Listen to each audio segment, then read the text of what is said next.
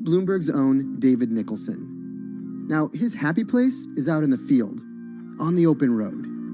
But like the rest of the world lately, he's been working from home a lot more than he's used to. COVID-19 has prompted a massive urban exodus as professionals of every ilk yearn for more space to live and work. As a result, rural areas have exploded, and they're poised to experience a resurgence as more and more families pack up and leave the big city to try out life in the burbs. But there's one problem with that. Not all internet speeds are created equal. Anyone who might need to upload or download large files for a living may not want to pack up and move to that cabin in the woods just yet. Now, David's house isn't a cabin, but it is in the woods, and inexplicably, his internet is workable. My internet is okay. I pay a lot for it. It's around $140 a month. The download speed's great, and the upload speed is terrible, which is really bad for my work because I have to upload these massive files. But I'm definitely one of the more lucky ones in this community. Just a few miles down the road, my buddy has awful internet. It's usually under 2 down and under 0.2 up, so it's often unusable. Some days it's around 1, and other times it'll drop down to about 0.2, 0.3. I just want to be able to have internet at my house without having to go outside the normal ways of acquiring internet. It's really frustrating. We're literally a few miles away from downtown, and it just cuts off. This is a problem, and the solutions are not there yet. Because getting high-speed internet in rural areas en masse is something our providers may simply not be ready for.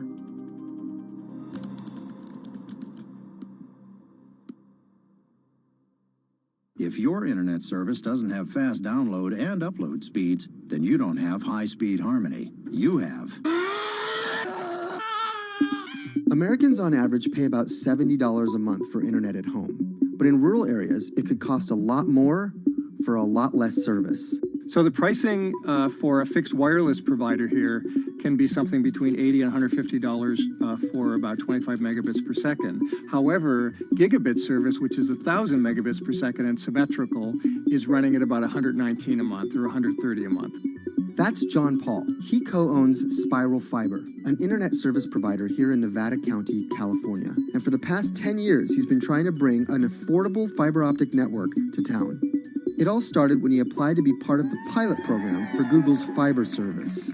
Across the country, civic boosters have been going to extremes, chanting, singing, Google in the morning, and marching, trying to get the search engine giant to look at their town. The internet these days is crucial to be in the world, to be a part of the world, and to be connected to your community.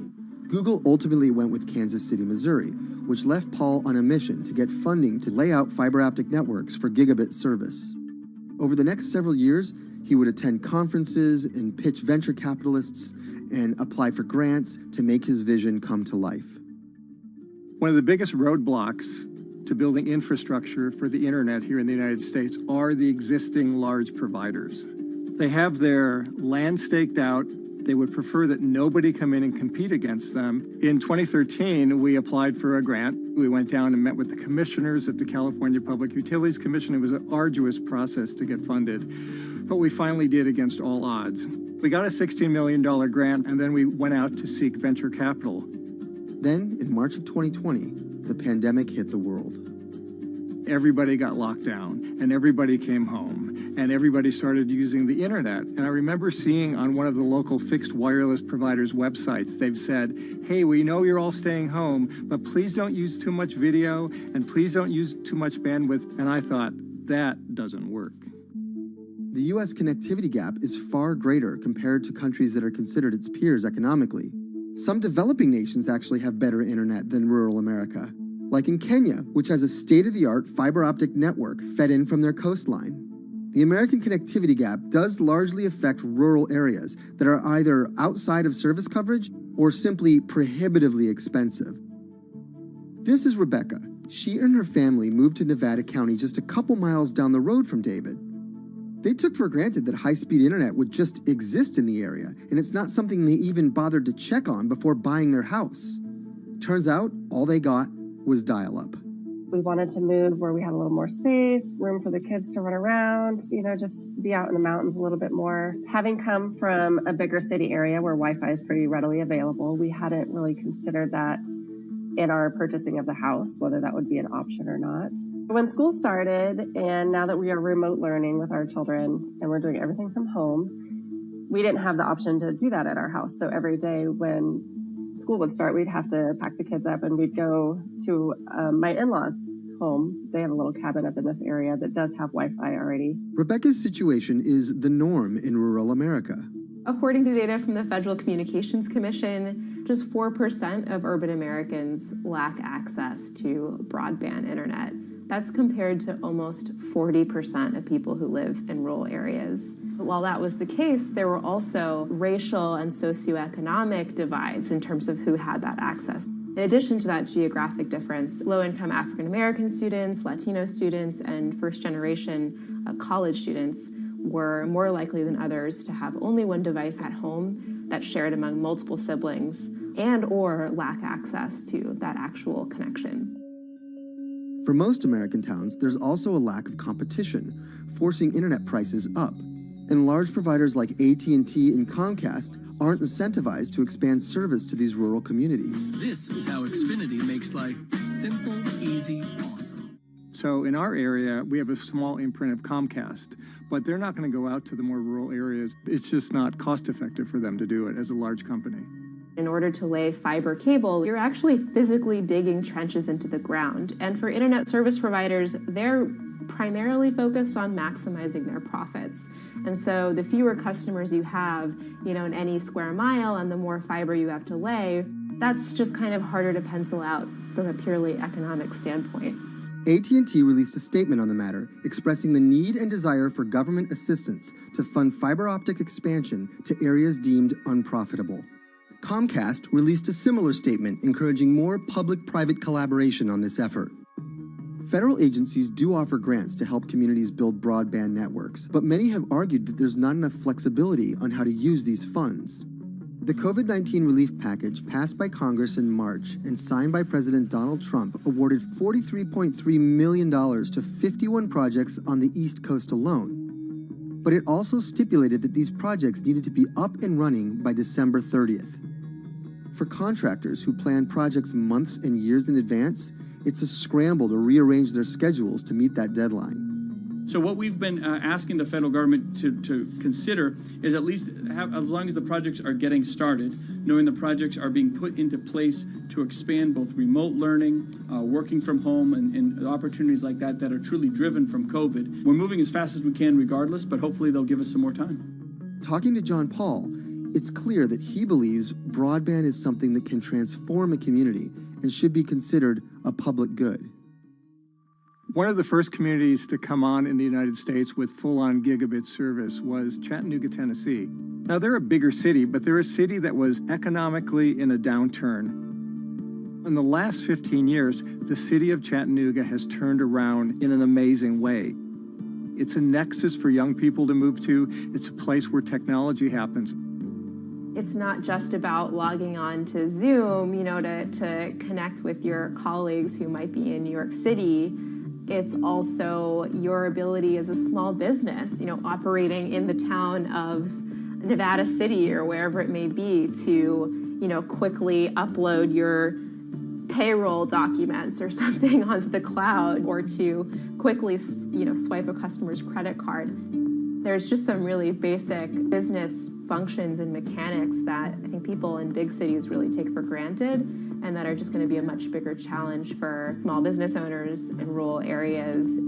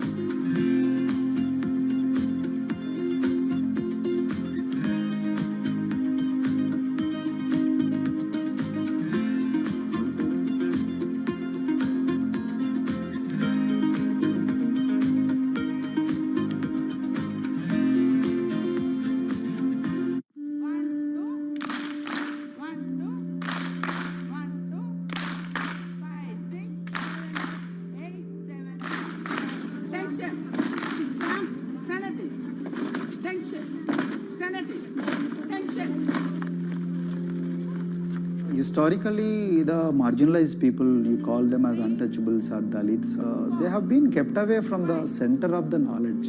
Once you are born into a caste, it is very difficult for you to grow beyond that. You are stuck in that identity.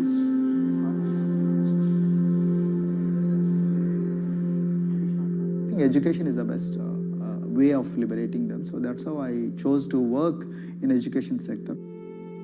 The kind of education that we are giving to the marginalized people is going to change not just the fate of these communities in Telangana, but it is going to be the source of inspiration, source of hope for all the marginalized in this country.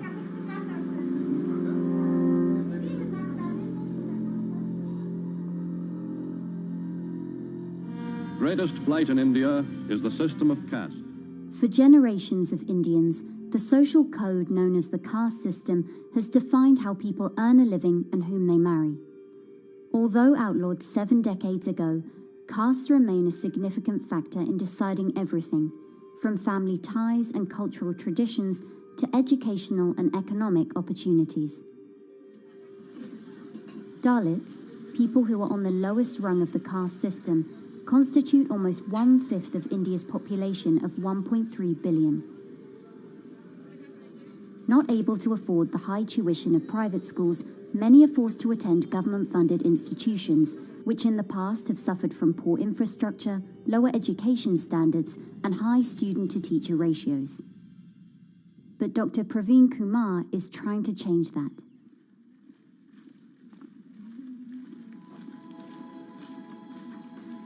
I am currently working as head of Telangana Social Welfare Residential Schools. So totally above 400 schools I manage. These are all residential schools for the students who are historically marginalized but talented and then poor. My friend also Of them, 60% are girls and then 40% are boys, because girls are more marginalized among the marginalized. Their voices are always suppressed. My approach to improve the conditions in the schools has been put your eyes and ears on the ground always. Talk to the parents, talk to the teachers, talk to the students, stay in the schools and then understand their problems, their challenges, both in classrooms and then the corridors and the dorms. Then go to the dining halls and see what kind of food they are eating, and then go to their homes and then what kind of food they are getting and what kind of challenges the parents have. Very good. 9th class. One of the important changes that I brought in after I took over was to complete the transformation of mother tongue to English medium, because English medium, as I said, English is the language of emancipation. A language that connects you to the whole body of knowledge in the world. So we had to train a lot of teachers. Refer to the dictionary also, okay, and find out the new meanings, as well as you're going to describe about. Hey, Richita, how are you?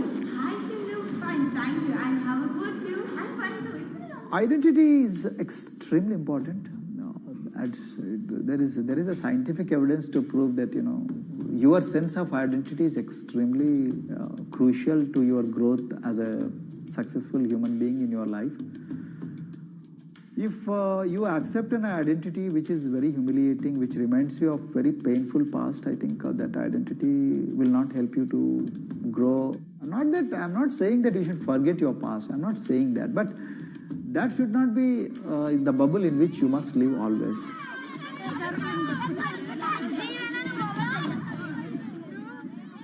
Sweros is an alternative identity. S stands for state, W stands for welfare, Aero, SW and then Aero is Swero. So the idea is your dreams have to be skybound. So that is what we are trying to achieve by changing the identities. Like, you say, I'm a Swero and I aim to be a doctor. I am a Swero, I aim to be a top-notch engineer. I am a Swero, I aim to be a top bureaucrat of this country. I'm a Swero, I want to be a very good actor or, a musician in this world. So these are the positive images that are associated with identity.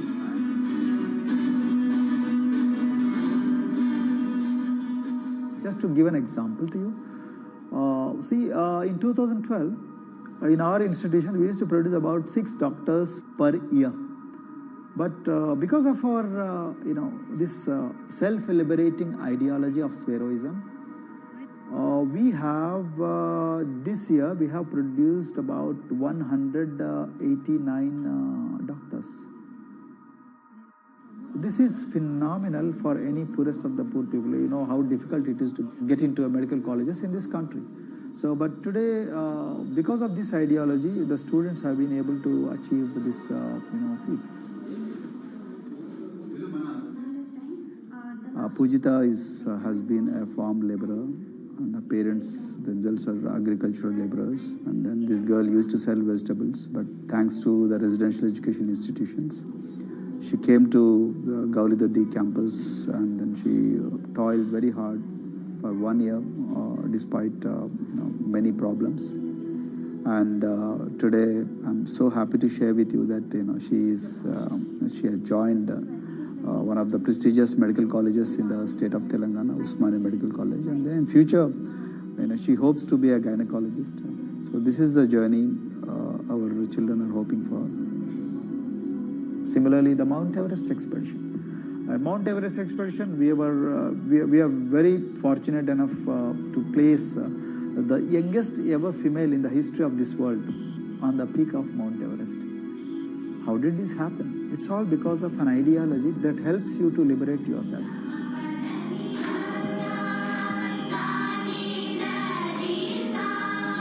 We brought a lot of extracurricular activities, and most of them got institutionalized now. So, for example, music. Similarly, the games. We have so many coaching academy. We have boxing academy, we have wrestling academy, we have handball academy. So we have, kabaddi, the traditional Indian sport. We have golf. We have introduced the golf also. Like golf is generally played by so-called rich people, but today even poorest of the poor people also are being trained in golf in our schools. Wow. So our intention has been to give all 360 degrees, type of opportunities to the students, so that whoever is interested in whatever activity, they can go and then do it. Break the barriers, break the fence, at least mentally, because poor people have been programmed to be victims, programmed to be subjugated, programmed to be on the margins, always, programmed to feel inferior. We wanted to change all that. There are certain games which are exclusive to rich people. There are certain languages which are exclusive to middle class and upper middle class in this country. To put it in one word, the sole aim of introducing all these co-curricular activities is to break the stereotypes which are recklessly imposed on these people. Their stereotypes Dr. Kumar knows all too well. Born a Dalit, his grandparents were labourers and access to the village well was restricted. Dr. Kumar credits his parents' belief in the power of education with helping him realise his aspirations. He went on to join the Indian Police Service, attended Harvard University, and then began pursuing educational reforms back home. I attribute whatever I am today, it's to my mother primarily.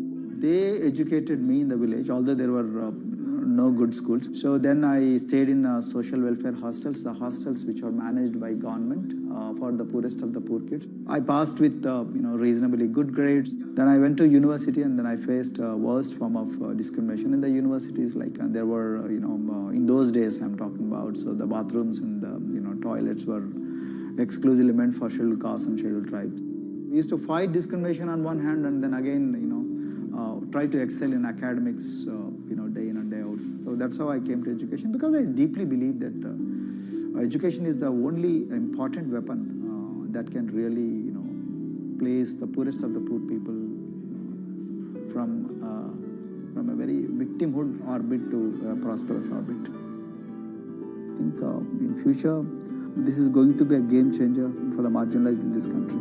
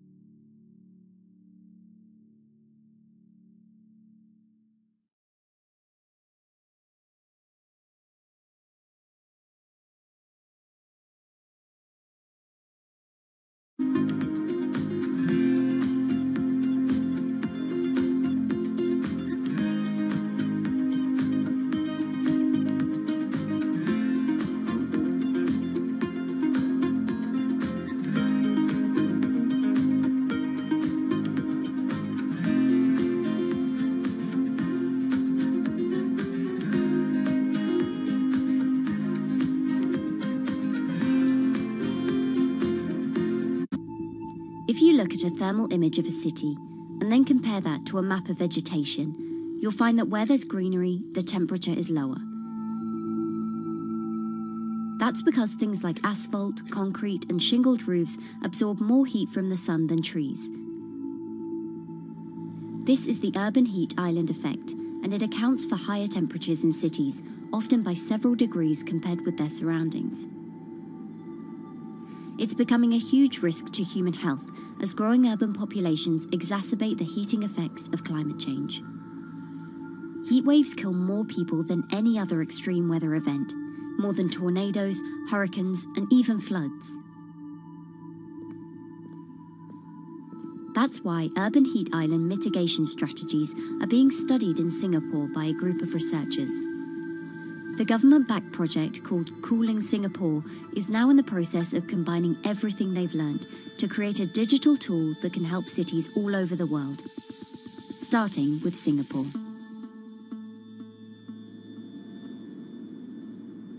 In Singapore, close to the equator, temperatures regularly rise above 32 degrees Celsius or 90 degrees Fahrenheit.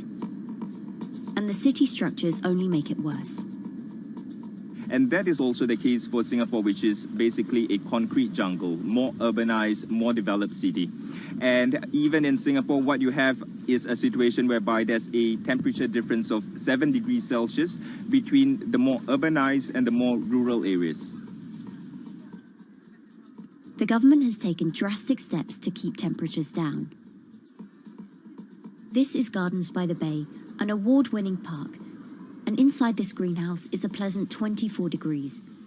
That's because the dome, along with 24 nearby towers full of thousands of people, is chilled by what's probably the world's largest underground district cooling system.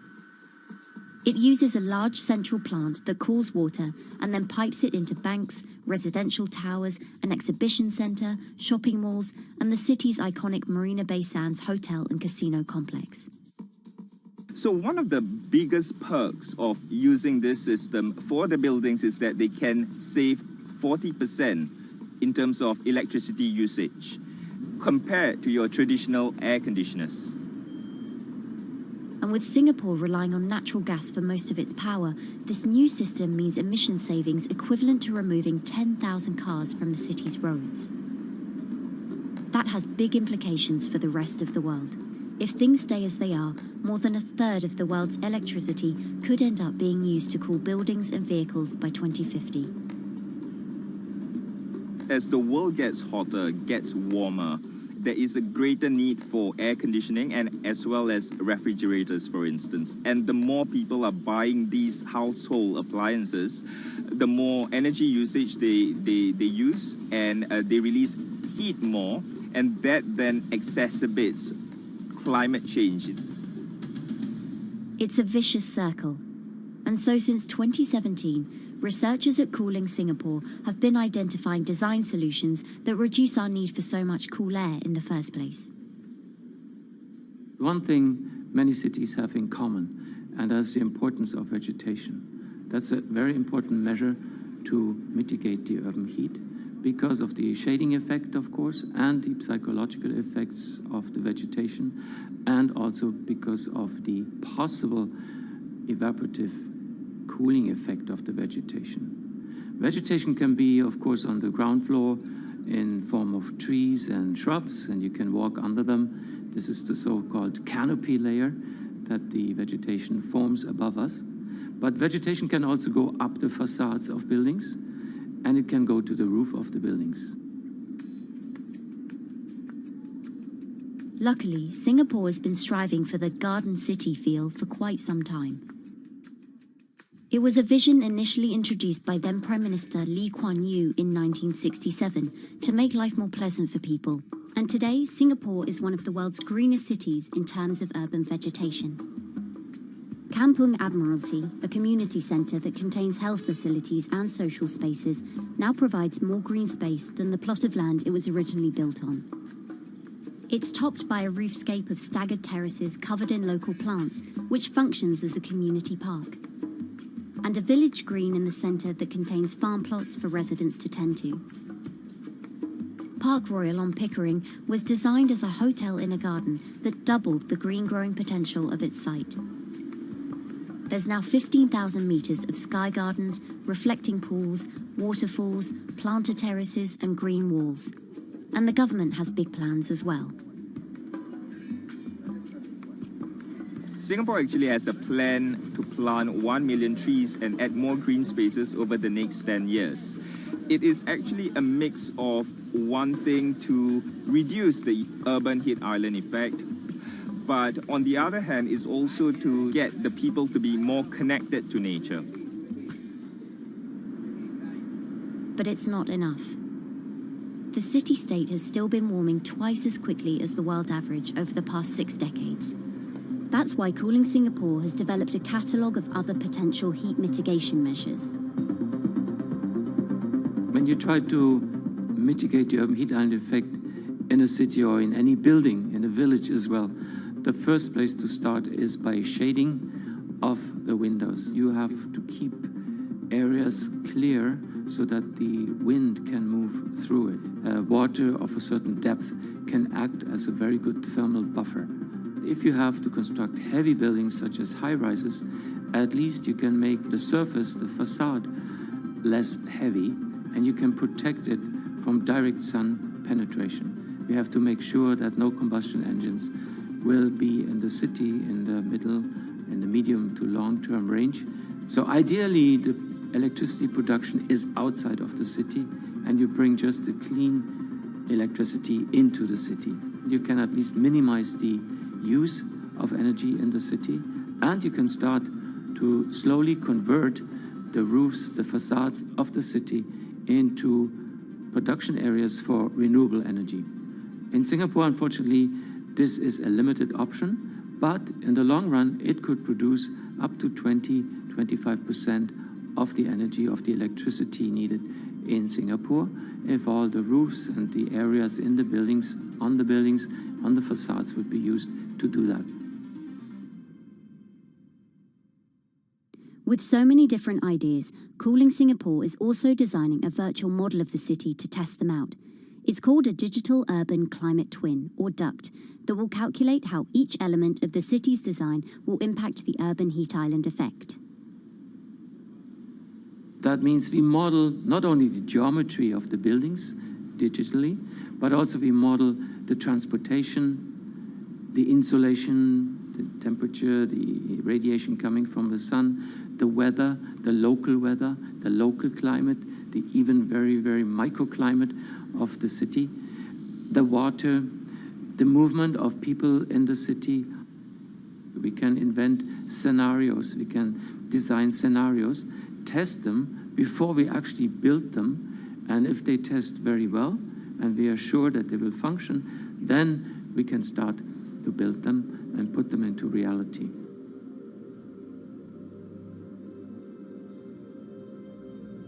Singapore will be using this new tool to figure out which actions it should take next. And the model can be applied to any city, whether it needs to keep heat out or keep heat in, which will ultimately save energy, slow climate change, and improve our quality of life. So this is something that Singapore will be able to export, maybe even together with its city development systems that it already has.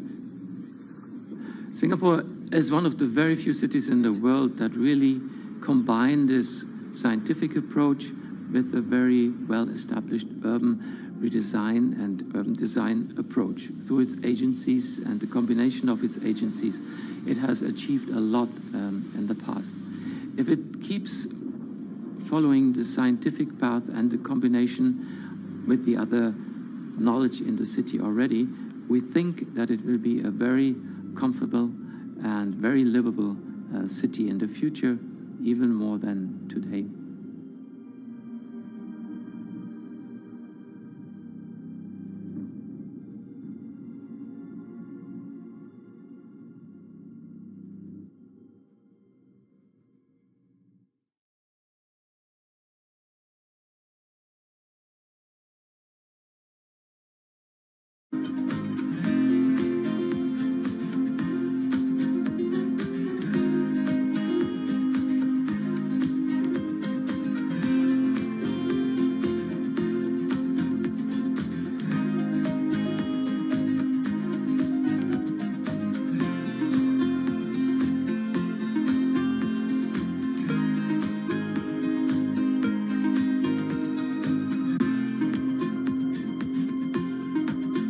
Times are tough.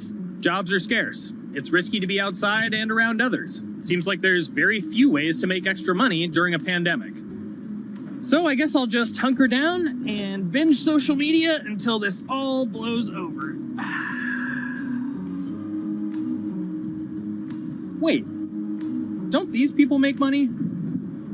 How do these people make money?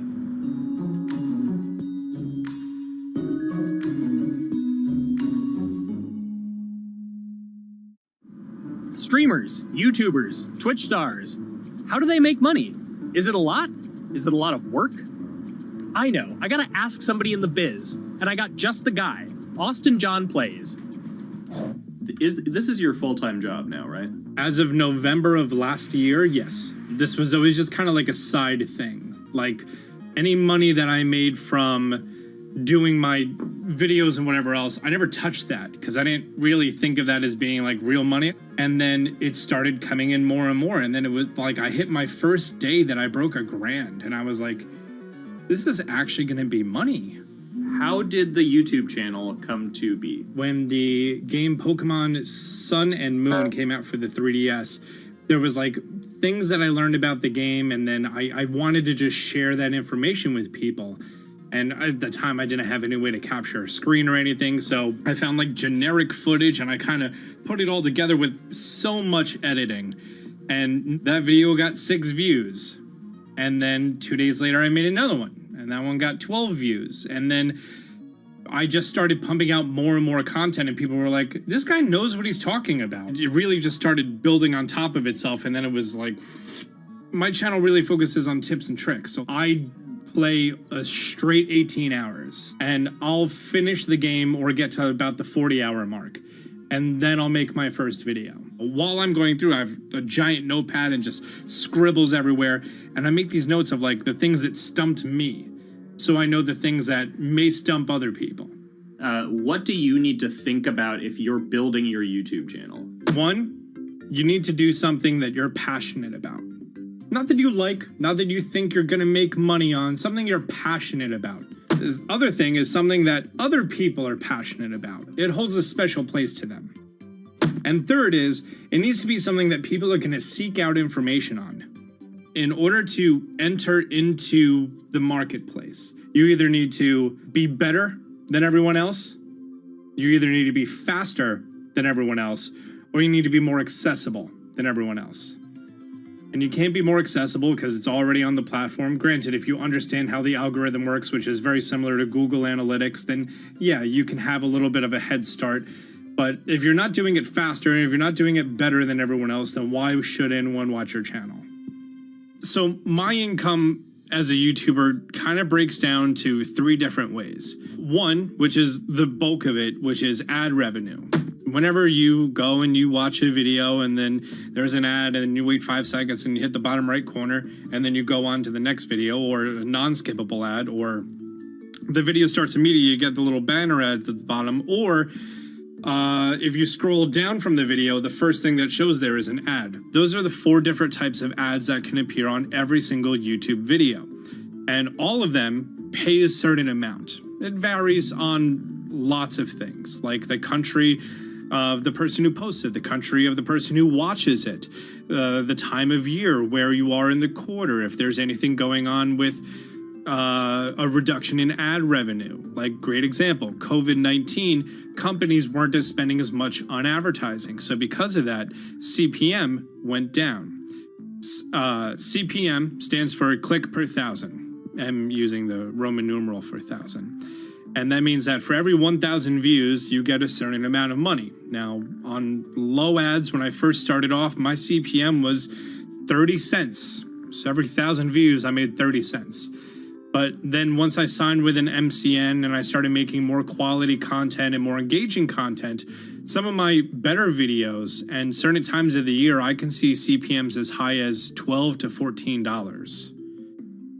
And there's a big fluctuation between, you know, if I post a video when there's no ads being spent, like January and February, that's the reason a lot of your favorite YouTubers and also TV shows don't post new videos in that time of year because ad rates are down. Why are they going to make content then? Instead, you're recording and you're bulking up for when ad revenue is higher. The second way that a YouTuber makes income is support, crowdfunding, things like that. When I first started off, Patreon was really the only option, but then they started rolling out supporters and members for YouTube channels. So whenever I have a live stream, you can click a button and then you can become a member, and then you get special icons next to your name. I believe they're called badges, or on any video, you can hit the join button, and that helps support the channel. And then the third aspect of that would be merch. And for me, my merch has been somewhat basic. In fact, I'm wearing one of my t-shirts from last year right now. You have to endure the times that your first video gets 6 views, that you post it on Reddit and they say, shut up, and then an auto mod bans you. You have to go through that, because until you go through that and you discover why you're doing it, you're not doing it for other people, you're doing it for yourself. If you're not loving what you do, then it's not worth it. Huh. So make a channel about something that I'm passionate about. Oh, sweet. I guess I can make the channel about that.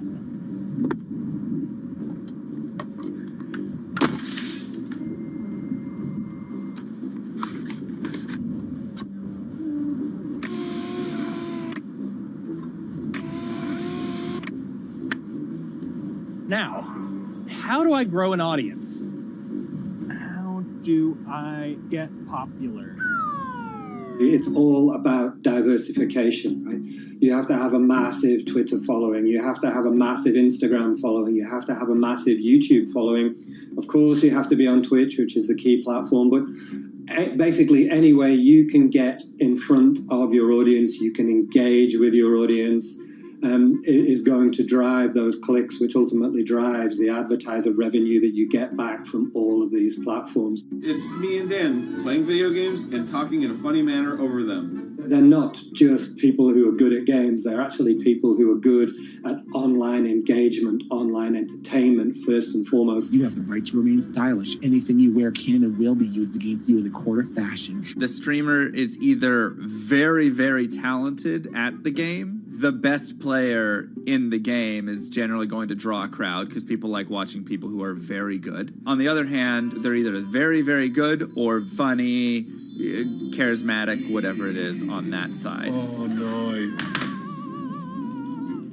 You know, it becomes more of a show where they talk about other things outside of the gaming world, and gaming becomes really just a backdrop and an excuse to engage with that audience. There were those weird, like, Ronald McDonald, like, straight to VHS movies. You remember those? I'm personable, I'm chatty. I would kind of, when boring things were happening in the game, I would ramble on about, movies I'd watched or books I'd read and, or conversations I'd had and stuff like that. And so I think being personable was a big part of that. It's not just getting on and playing games. It's getting on and being an entertainer. You are putting on a show. All right, now let me go ahead and grab the samurai sword that every gym has. Okay, he's dead. To have a larger audience and to have that audience, I think, stay with you, you have to bring something extra. You have to find your niche. You have to find what works and what connects with the audience and what makes them laugh and what makes them keep coming back. You got to make it a little more exciting, all right? Throw in a hanging bishop. Have everybody in suspense for a moment. I think the real most important thing is to just get used to being on camera. Like in any sort of performance thing, is get used to talking on camera. My first few videos were terrible, but because I sat down and did it for 6 to 8 hours a day, I just got used to talking and I got over that uncomfortable hump. If you go into Twitch purely with the expectation that you're going to make money, make a job out of it, have all this growth, and it's going to be great, you're probably going to burn out prior to getting to that point because there's very little payoff for a long time, right? Like multiple years generally before you really start to see a payoff. And so, those first few times you're streaming, nobody is there. One person shows up every 30 minutes, says hi, maybe, and leaves, right? Like, it's very discouraging, I think, for a lot of people. And so you have to be there just loving it. You have to love talking to yourself when nobody is around. You have to love just the game that you're playing, all of that stuff, because it takes a while, and I think a majority of people burn out prior to getting to the like profitable point of it. And there you have it. My very own YouTube, Twitch, Discord, and streaming channels all ready to go live. It's a veritable social media ecosystem just on the verge of thriving. So, don't forget to smash like and subscribe, and visit my Patreon for perks. Also, go to my merch page. And one last thing, stay cool, my friends.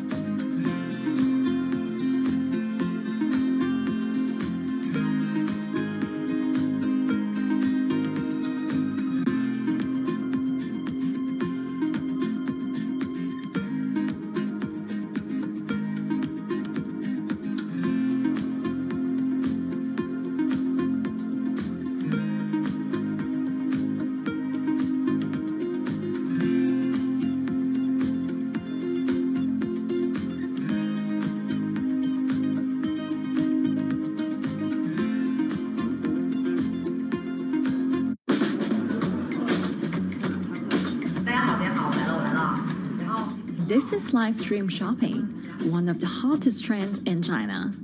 Every night, tens of millions of people watch live shows hosted by influencers like Via and buy the products they recommend. On e-commerce and social apps like Taobao and Douyin, the sister app of TikTok. 我觉得已经改变了大家的购物的方式。其实各种各样的产品，哪怕你不买，你也可以来看。当然，你看了你就有可能会买。It's not about, only shopping. It's about the experience. It's about having fun. You got to see 3D. You got to see in some kind of action. It's almost like a theater act. The internet craze has taken over China. By the end of 2020, the country had almost 400 million live stream shopping users. China's live stream e-commerce market has also grown dramatically, with an estimated value of $161 billion in 2020. It's becoming popular outside China as well. So, is live streaming the future of shopping?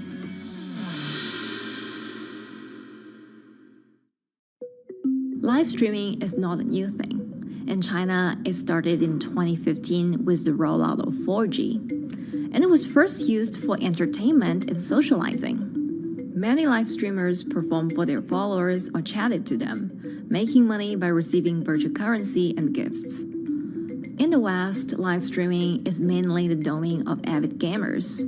In China, it's broken into e-commerce. China actually has a very big e-commerce empire, so it uses these super apps, what we call, that you have payment, you have search of information, you have recommendation system, and you have a huge amount of goods available on the platform, and as well as a lot of consumers. So with this advantage, they merge these features of live streaming to make the influencers actually sell goods. Here is a perfect choice. Nice neutrals, beautiful print, nothing overwhelming, and the warmth and comfort of flannel. This is item. Traditional TV shopping involves a one-way direction, whereby a host introduces a product, demonstrates certain things, and say, call this number or something. But live stream shopping is live. That in itself is a very, very big difference that causes different psychology. And live stream shopping is a very entertaining way of actually engaging someone else.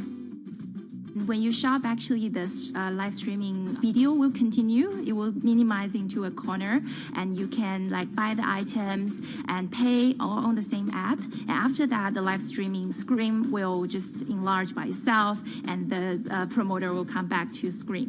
So it's very convenient. Taobao, one of China's biggest e-commerce platforms owned by tech giant Alibaba, added a live streaming function in early 2016. In the following years, other e-commerce and social platforms like JD and Douyin also integrated this feature. 开头的时候还是有很多的挑战的，对画面的这个流畅，然后是否能够很真实的去还原商品，它其实在这个上面是有很高的这个门槛跟技术的这个卡口在的。不管是我们的这个用户的接受度，还是商家的这个上手的这个难度都很高。但是这几年下来，基本上难点在不断被突破的。Over $70 billion worth of goods was sold via live stream on Taobao in the year through March 2021. Latest surveys show that over 60% of live stream users in China were watching shopping shows, and over 65% of them shopped at least once via live stream. In 2020, live stream shopping got a huge boost during the pandemic, when millions of people were in lockdown and many retailers were pushed online. People, during the lockdown, felt like there's a need for more social interactions. This live platform creates an interesting kind of environment that gives people the sense that I'm actually interacting with you. And then live stream shopping brings in a lot more variety of things that people could buy and satisfy, the sense of like losing control, especially during the pandemic. At the heart of this craze are the top influencers who have tens of millions of followers and sell products worth millions of dollars every night.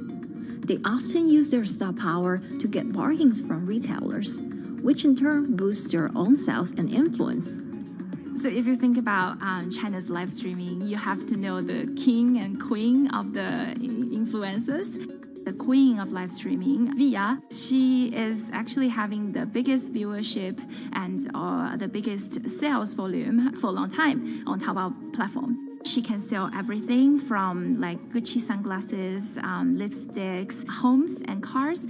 One time she offered her followers to go on a Tesla ride with her, and she even, for once, sold a rocket launch in her live streaming room for 40 million yuan. The king will be Li Jiaqi, more widely known as Lipstick's brother. He used to be a cosmetic sales before he turned into live streaming e-commerce. And he knows a lot about the cosmetics. So he's the one that will actually put the lipsticks on himself when he's on the show.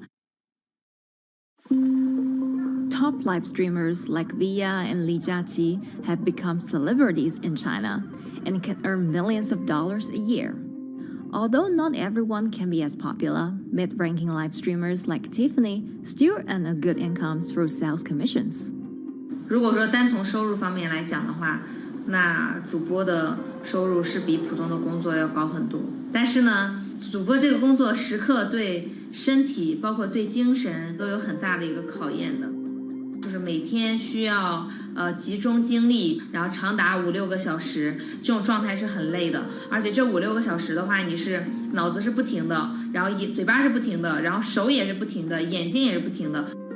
像我们做主播，不是说单一的只做直播一件事情，然后还会有选品的一些工作，然后还会有一些其他的事情排在里面，其实是没有个人生活的。那我觉得增强粉丝影响力的话，不是说某一件事情。可能今天做了什么事情你就增大了影响力，而是每天不断的内容的输出，粉丝不断的可能对你的了解，慢慢的信任你。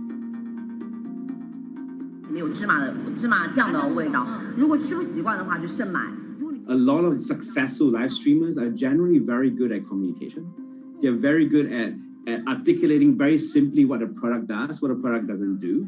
In order for them to sell, they need to be trustworthy and appear trustworthy, and they need to, show in some ways that they're authentic, right? So for Via and Li Jiaqi, they are able to articulate that quite a bit through their body language, through what they say. For example, Li Jiaqi will also sometimes say bad things about certain products because to him that's his honest opinion, and sometimes people want to hear that. And so they seem very credible, they seem very trustworthy, and don't forget, they're also very entertaining and very interesting. If you're familiar with Li Jiaqi, he won a Guinness record for like the most lipstick applications to models in like 30 seconds. So if you're able to create a lot of buzz with interesting things that you do, people who may not want to buy lipsticks will also stream in just to watch what he does. And then from there, you might get hooked. 这就是一般女生出门的时候涂的口红的颜色。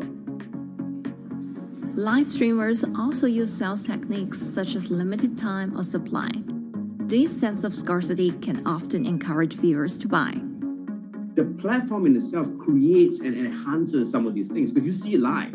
Something we call social proof has taken over, meaning that, hey, other people are interested, other people are joining in, other people want the same product. and they add it in the chat and they ask questions and they say, oh, I want this too. What happens then? It makes the whole product even more scarce. But it's not just influencers. Local farmers, luxury brands, even mutual funds have also started their own live stream shows. Working with very top-tier live streamers can be risky. It's not necessary that the benefits will end up with the brand. So we see company executives opening their own shows. And we see like P&G have their own sales room, which runs shows every day as well. We also have like local governors in like small towns to sell their agricultural products. So the live streaming is definitely transformed the way product owners can think about how to reach their consumers. And it enables a lot of players to actually sell. Live stream shopping is going global. Merchants in Southeast Asia have embraced this trend. And in the West, Amazon has upgraded its live streaming function, adding interactive features like chat rooms. Companies, including Google and Facebook, are also developing and investing in technologies to integrate video and e-commerce. 直播电商它其实已经开始成为主流，它未来的发展空间跟潜力都是巨大的。接下来大家会越来越依赖这种购物方式，会变成一个比较日常化、比较规范化的这么一个趋势。If you look at the numbers alone, their numbers alone, Li Jiaxi's numbers or Via's numbers, you know that they can sell and you know that they can generate revenue. Are they able to sustain it over a long period of time? It depends on how innovative they are at changing some of the things that they do. But you can't expect consumers one day turn into virtual shopping for good. There will be the nature of us that crave to go into the store, to touch the goods and actually wear it and see how it looks like and walk around in that with our friends. And those things wouldn't be replaceable with live streaming.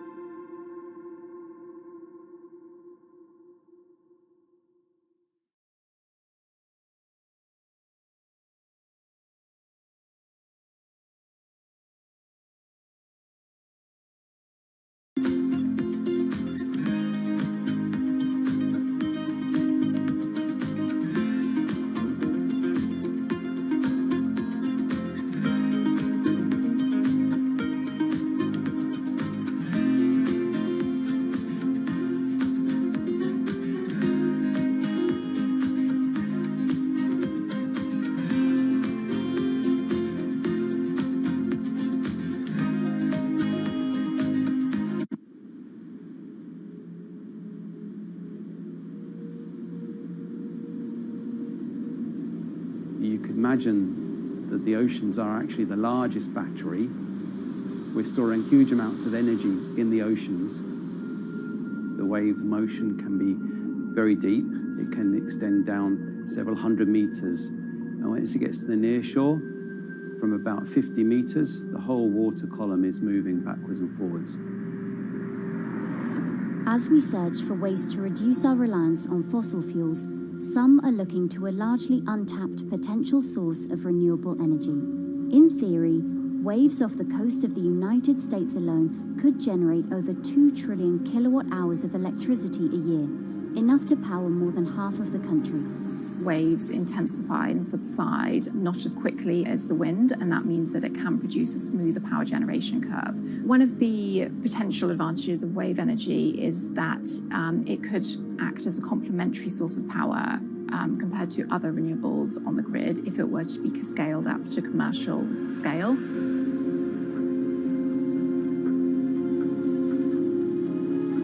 For decades, engineers have been trying to convert wave energy into electricity, but a host of technological and financial challenges have complicated their efforts. In the years from around 2006 to 2015, there were a spate of bankruptcies in the sector, and this was largely because of a lack of kind of continuous proven projects out at sea with reliable electricity generation. Since then, companies have been trying to develop the technologies at a steadier pace and with a smaller cash burn. But the same questions remain. Can companies develop devices and technologies that actually work? Is wave energy just a novelty or something that can become a major renewable energy source?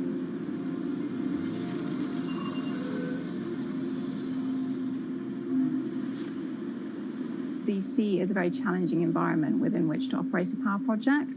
So seawater is corrosive and conditions are very rough. So this means that power projects don't have a very long lifetime, and it increases operating and maintenance costs.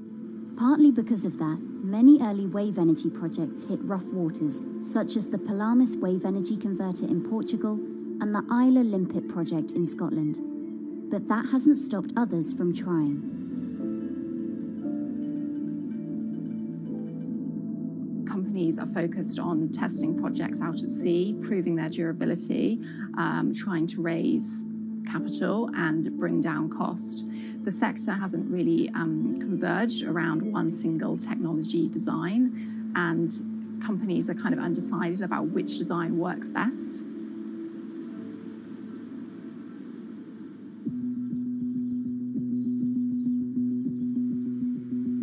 Finland-based AW Energy is a veteran in the sector. The first proof of concept of the company's device was made in the 90s after diver Rauno Koivusaari observed the strong back-and-forth movement of a hatch cover in a shipwreck in the Baltic Sea.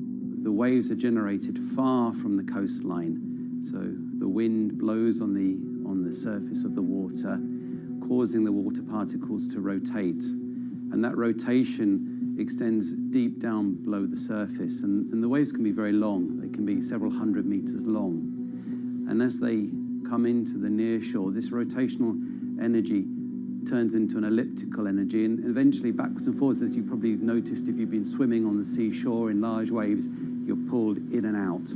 That's the energy that we're extracting. There's a sweet spot where we deploy, so around 10 to 15 meters of water depth. That's where there's still strong wave energy coming in. After years of research, prototyping and testing, the company has deployed Wave Roller, a 350 kilowatt device in the waters of Portugal. Wave Roller has an 18-meter wide and 10-meter high steel panel fixed to the seabed via a floatable foundation. The panel moves back and forth with the waves, capturing the energy. It's submerged in the depth of 15 meters, so it's protected from the extreme waves. We generate electricity by capturing the movement with hydraulic circuitry in a machine room underneath the surface. That hydraulic energy we turn to electricity with hydraulic accumulators and hydraulic motors, and also a generator. The Wave Roller has survived large waves at sea for over a year and delivered electricity via an underwater cable to the grid in Portugal. Meanwhile, the company has won a €2.5 million grant to work on an upgraded version of the Wave Roller, aiming to increase the electricity generation capacity to 1 megawatt.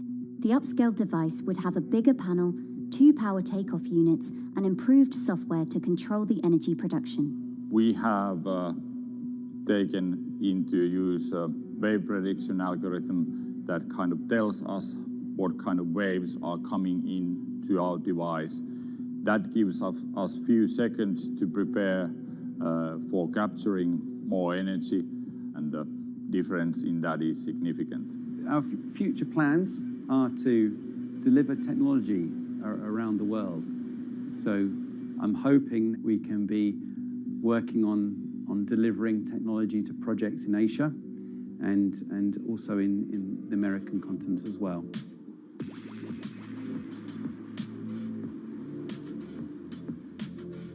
Meanwhile, Israeli company Eco Wave Power is taking a different approach to capturing the power of the ocean. For the company's founder, Ina Braverman, developing new sources of renewable energy is a personal mission. I was born in Ukraine in 1986, and 2 weeks after I was born, the Chernobyl nuclear reactor exploded, causing the largest in history nuclear disaster. I was one of the babies that got hurt from the negative effects of such explosion. I had a respiratory arrest and a clinical death. Luckily, my mother, a nurse, approached my crib on time and gave me a mouth-to-mouth resuscitation, which saved my life. I got a second chance in life and decided to do something good with it. Growing up, Ina wanted to be a politician to positively change the world. After working as a translator at a renewable energy company, she decided to change paths. Solar and wind energy were fully commercialized, there were a lot of amazing technologies implemented everywhere, I saw that wave energy, although it's an immense source of electricity, the biggest companies in the world are trying to develop wave energy with no success. And there was kind of a race going on in the world of who is the company that is going to develop a viable wave energy solution first. In 2011, the then 24-year-old Inna co-founded EcoWave Power. Instead of installing devices offshore, the company's devices are attached to existing breakwaters, jetties, and piers. Our technology is very cost efficient, especially in comparison to the offshore technologies, because we don't need any ships, divers, underwater mooring or cables. We install on existing man-made structures, and all our expensive equipment, the generator, the hydraulic conversion unit, the automation, is located on land just like a regular power station. This is the EcoWave Power conversion unit that has been operating in Jaffa Port since 2014 until 2020. Here you can see how the technology works. Basically, the floaters are going up and down and pushing the hydro cylinders, which transmit biodegradable fluid into land-located accumulators. A pressure is being built. The higher the waves, the higher the pressure, which is used to turn the hydro motor, which is turning the generators. The whole system is controlled by a smart automation system, which you can see right here. And in case of upcoming storms, the system automatically raises the floater above the water level and keeps them in the upward position until the storm passes. The company has been operating a 100-kilowatt grid-connected device in Gibraltar since 2016, which is enough to power 100 households. Currently, Inna and her team are working on another 100-kilowatt project at the port of Jaffa in Tel Aviv. The project will be also the first time in the history of Israel that wave energy will officially connect to the electrical grid.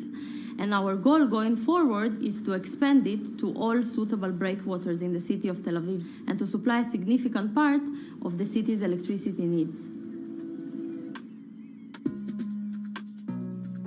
Today, engineers and entrepreneurs are still trying to crack wave energy. Globally, only a few hundred kilowatts of wave energy are deployed, compared with gigawatts of offshore wind. But the field has come a long way in recent years, and with the right engineering solutions, this new power source could eventually become competitive with more mature renewables like solar and wind. I would have a lot more confidence in the success of wave energy companies today as opposed to like 20 years ago. But in the next few years, or maybe the next couple of decades, it will be more likely to be used in remote locations like islands that are otherwise dependent on expensive diesel power, or out at sea on gas decommissioning rigs, or for powering underwater autonomous vehicles. So definitely wave energy can compete with other renewable energy sources, but I personally believe that this is not a competition. In order to have a 100% renewable energy friendly world, we need all renewable energy sources to work together.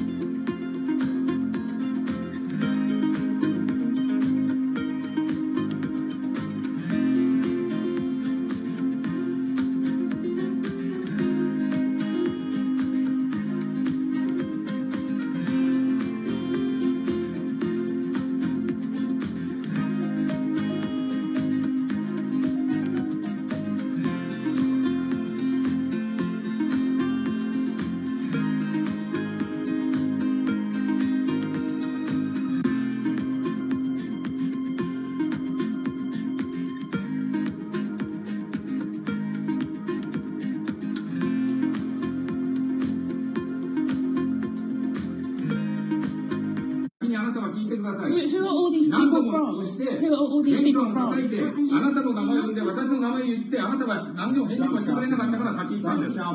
So can you please tell me? I'm not going to... please wait. You know, I've covered a lot of companies. I've covered a lot of Machiavellian companies where, you know, people play rough. I don't think I've ever seen anything on the scale of Nissan. He is making you, but you're out for Nissan. I mean, it's corrupt. The system is... One of the most dramatic elements was Ravinder Pasi's home being raided by court officials in Yokohama. You scared my wife. You scared my children. I worked in Nissan for 16 years. So Rav Pasi's journey into the darkest recesses of the Japanese corporate world started when he was the general counsel, the highest corporate lawyer position in the company. In the past few minutes, Nissan has revealed that its chairman has been arrested after allegations of serious misconduct. He was tasked with investigating Carlos Ghosn. And he was told, conduct an internal investigation and get to the heart of the matter. And then along the way, he started to notice serious conflicts of interest. He is one of the few people who knows an extreme amount of detail regarding the alleged crimes by Carlos Ghosn. And he's now ready to tell his own story on the record about some of the events that happened.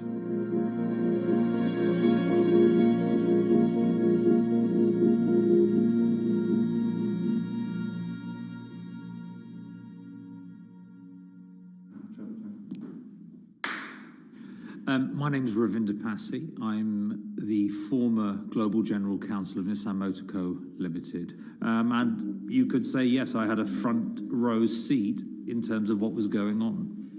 When Carlos Ghosn saved Nissan years ago, he was depicted in Japanese comic books as this hero, and now maybe we'll see comic books where he's the villain. In corporate Japan, Nissan was quite an unusual company. It was led for 2 decades by a non-Japanese executive. Well, Carlos Ghosn was a hero in the Japanese business world. If you had a global business celebrity in Japan and worldwide, it was definitely Carlos Ghosn. In a country with few foreigners at the top, he stood out. But over the years, he saved Nissan from bankruptcy, allied with Renault and Mitsubishi, and turned the alliance into one of the most competitive in the world. Yet as the years went on, you know, I think his ambitions changed a little bit. He started thinking about legacy plays, and one of them was to really tighten the alliance between Renault and Japan. And unbeknownst to him, there was a contingent of senior Nissan executives that were really felt threatened by that move. They really thought that they would lose complete control of the car company, and even in the government, there was probably a little bit of anxiety about a national champion in the auto industry falling under full-blown foreign control. Carlos Ghosn was an auto industry leader, respected by many in Japan. Now he's in jail. The arrest of Carlos Ghosn came completely out of the blue. This was in November of 2018. He was coming to Japan on Nissan's corporate jet for a regular executive meeting, and he was met on the tarmac by Japanese authorities who whisked him away to jail and charged him with financial misconduct crimes. So what happened was that a power struggle ensued inside the company, and somewhere along the way, it was criminalized. By that I mean that there were allegations leveled at Carlos Ghosn about the way he reported his pay to Japanese authorities, the way he handled money inside the company, that in other contexts might have been a board action, might have been handled internally. A number of executives at Nissan decided to take this difference and take it over to the Tokyo prosecutor's office, and that unleashed a chain of events that would shake the entire auto industry. So after Carlos Ghosn was arrested, Nissan launched an internal investigation into the events that led up to his arrest. So Rav Passi was tasked with investigating Carlos Ghosn, and he was told, get to the heart of the matter, find out what Carlos Ghosn did wrong and bring it to our shareholders. It's really complicated because you had various things coming out of the weeds. 2018 investigation has started, and we become aware of matters in terms of conflicts, actions by certain individuals that cause some concern because things might not quite be what they seem.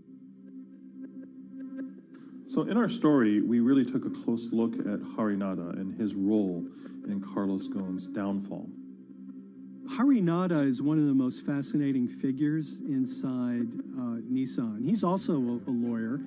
He's originally Malaysian. Hello, Mr. Hadi.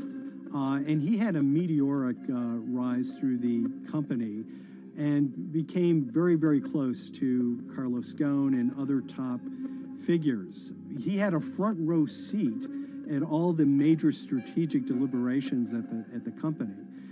And when he discovered that Carlos Ghosn, as his final legacy play, was going to tighten the relationship between Renault and Nissan, he made a decision to go against Carlos Ghosn.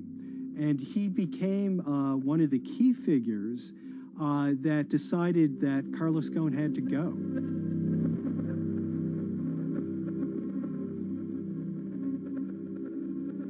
Harinada was somebody who actually recruited me into the company, so I have a long-standing relationship with him, or did have a long-standing relationship with him. For many, many years, he was a mentor.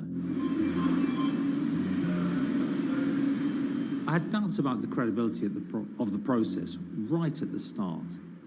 Harinada had a plea deal with the Tokyo prosecutors. Now, that suggests he was intrinsically involved in some of the wrongdoing, or the allegations of wrongdoing, and it just didn't smell right, just doesn't sit right. So there was a basic conflict of interest. In other words, Harinada had to deliver results to Japanese prosecutors to avoid his own criminal liability, and he's accusing and leading the investigation of Carlos Ghosn. Some of the people who had been involved in the original alleged crimes were also looking into the affairs themselves. Ravinder Passi began pointing out some of these conflict of interest issues. And the reason for that is essentially his concern was for the company. If the company's own investigation into itself was compromised, that could lead to a very weak position in various lawsuits that it was dealing with across the world. I had discussions with Harry, discussions with the statutory auditors about these conflicts, discussions with HR about some of these conflicts, because at that point, we reported into him. You know, at the time, everything was quite, as you can imagine, it was, we've got to do this, we've got to do that, we've got to move fast. But when you step back and look at some of these things, you just think, my God, what was going on here? Because me, members of my team, were being placed in immediate danger. Your chairman's been arrested, a representative director's been arrested. They both happen to be foreigners. And then now what we need to do, we're being instructed to do, is certain compliance professionals need to go into properties in Brazil, for example, and retrieve evidence. They've got to do it very carefully, because if they don't do it carefully, they're going to get convicted of criminal activities. And likewise, when a team of lawyers were commissioned to go to Lebanon, I mean, one of my immediate concerns was, why are lawyers from Nissan being sent to go to Lebanon to retrieve evidence? These are just lawyers, they're corporate lawyers from Nissan. You had revelations that a number of executives had benefited from share appreciation rights when they shouldn't have. I mean, you know, substantive amounts of money being taken by these guys when they weren't entitled to take them. And you do think, yes, how is this going to look later on? It's going to look quite concerning. So that triggered for me the sort of assessment that, well, I'm going to have to do something, because up until this point, I haven't put down on paper these conflicts and these issues.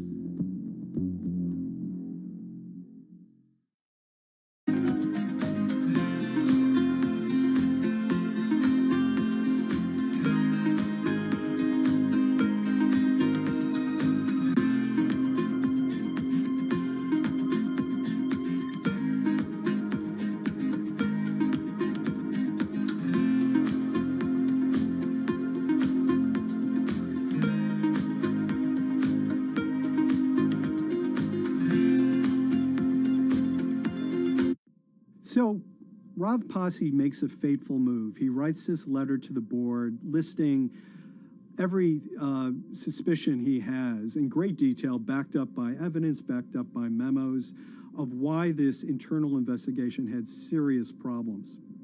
He sends the letter to the board and it's crickets. He doesn't hear much of anything. Nothing happened thereafter. Nothing at all. Just like it just gone into a black box. And he began to suspect that there was a desire, even at the highest level within Nissan, to kind of sweep these conflicts of interest under the rug.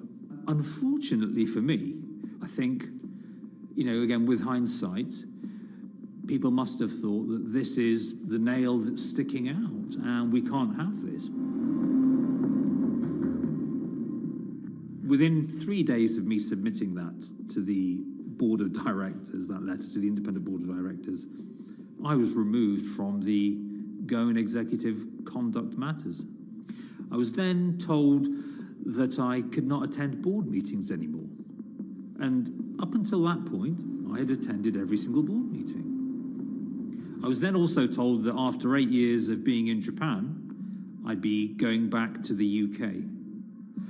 It eventually transpired that I'd be the VP of Projects and Transformation, managing a team of 3. So you can imagine what this feels like at this stage. Almost an arbitrary removal from Japan, where I've lived for 8 years, had 3 children there, my family has grown up, and we've been settled there, having a few months earlier been promoted to vice president at a global level, to being almost demoted. So Pasi was essentially being reassigned to get him as far away from the internal investigation as possible, and also to a certain extent in retaliation to some of the issues that he brought up regarding the internal investigation and Harinada. What happened to Rav Pasi can be seen as a series of corporate humiliations. I mean, first of all, his immediate responsibilities were taken away from him. Eventually, he lost, the coveted general counsel title. But it didn't stop there. Toward the end of his stay in Japan, Rav and his wife were convinced that they were being followed. During that period, I'd noticed that whilst driving my car, I'd have other cars following me. First time I noticed this was around mid-March, and I was driving, I can't remember where I was going, but this grey van, small van, just literally started following me. And I noticed that there was somebody in the car taking pictures. And lo and behold, we were absolutely being followed either by people on foot or other individuals, 2 or 3, normally 2 burly men in a car, different cars at different times, following us around. They were following the family as well. And, given I'd seen the Nissan security department behave in a very, very egregious manner with others in terms of following and surveilling, I was very concerned as to what they were doing and who they were giving this information to. Because if they're giving this information to the authorities, you do think, why? What's going on here? I mean, this is just not normal behavior. And this all culminated in a rather dramatic event in the middle of 2020. Who are you people? Where Nissan had hired a legal team and had obtained an unusual court order from the district court in Yokohama to basically do a search of his home and seizure of his corporate laptop and phone and other documents. If you don't let us in now, we have to break this key. So it's a pretty extreme way to treat someone who'd spent 16 years at the company. These people have all come in. We don't really know who they are, apart from the fact that I've been shown a badge that says the Yokohama court. And they're here to recover a laptop and a mobile phone. It was even more weird because I'd highlighted to the directors that certain Nissan executives were trying to recover this laptop and this phone whilst I was still in Japan. And I was very concerned because it had evidence on there that related to misconduct matters and other forms of inappropriate conduct. It was just another form of intimidation, another form of harassment, forcing me almost to leave the company and the country. Because once they'd retained and obtained these items, we were still followed, which, again, I just couldn't understand. What is the point of doing that? This isn't a car company. This is not the KGB.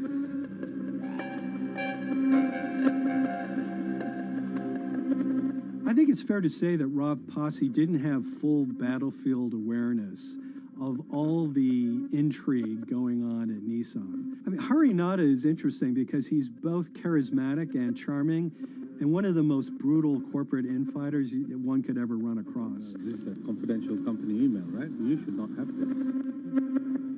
If he had fallen into line, he would probably still have his job at Nissan, be paid very well, and continued his work. A career that he spent 16 years building at Nissan is irretrievably broken. It's been smashed to smithereens. He and his family paid a huge price, certainly. But in terms of being able to sleep at night, I think, he's come out ahead. I highlighted issues to the highest levels of the company so that they could be dealt with appropriately by those in charge. There was no response to those, and there was retaliation against me. What's really profound, like absolutely profound, is that none of your colleagues, I mean people who you have known for years, forget it. Yeah. You're on your own. Yeah. And you got to be ready for that. You've got to be ready for that. If you take it on anyway.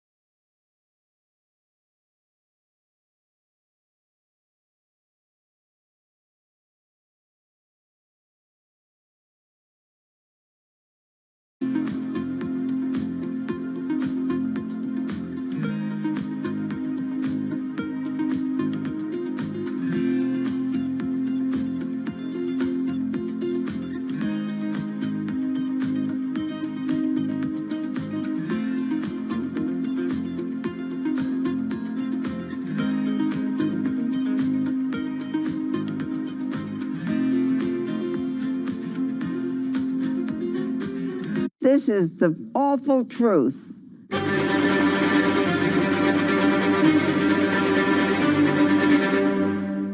There's always someone in the family that's pushing it.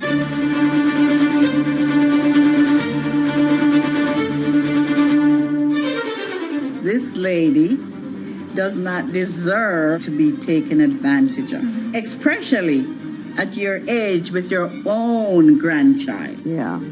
My grandma is having to sue them. I'm testifying against them. Nobody's talking. They're one floor below right now. I get afraid to go on the elevator. It's sad that it had to devolve to this. It's like a soap opera to me. It's a very sad thing. It's a family feud. A family feud.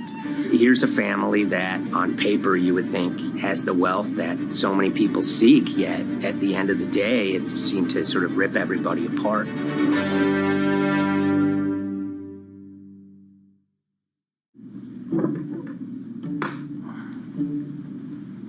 My name's Tom Schoenberg. I'm a senior reporter here at Bloomberg News, cover financial enforcement. I was approached by someone close to the Schottenstein family and asked whether or not I would be interested in writing about Beverly Schottenstein and this case that she had against JP Morgan. And it was immediately clear that there was a great story here to be told.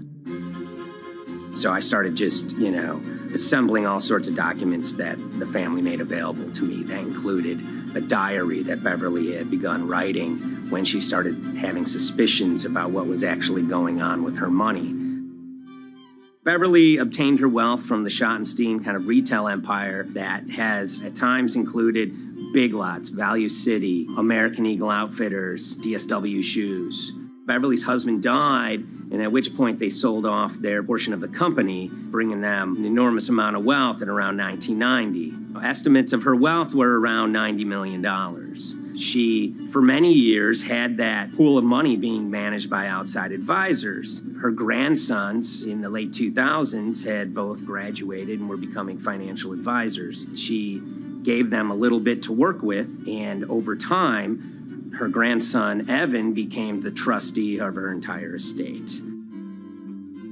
Managing sort of family money is not a conflict. In fact, some ways in wealth management, it's kind of how you get your start. It's kind of the seed that you need to sort of get going in the business. But Beverly started having suspicions that something was wrong probably in around 2016. Well, there were suspicious things, but taken separately without everyone talking about their own experiences, it was hard to really put it together.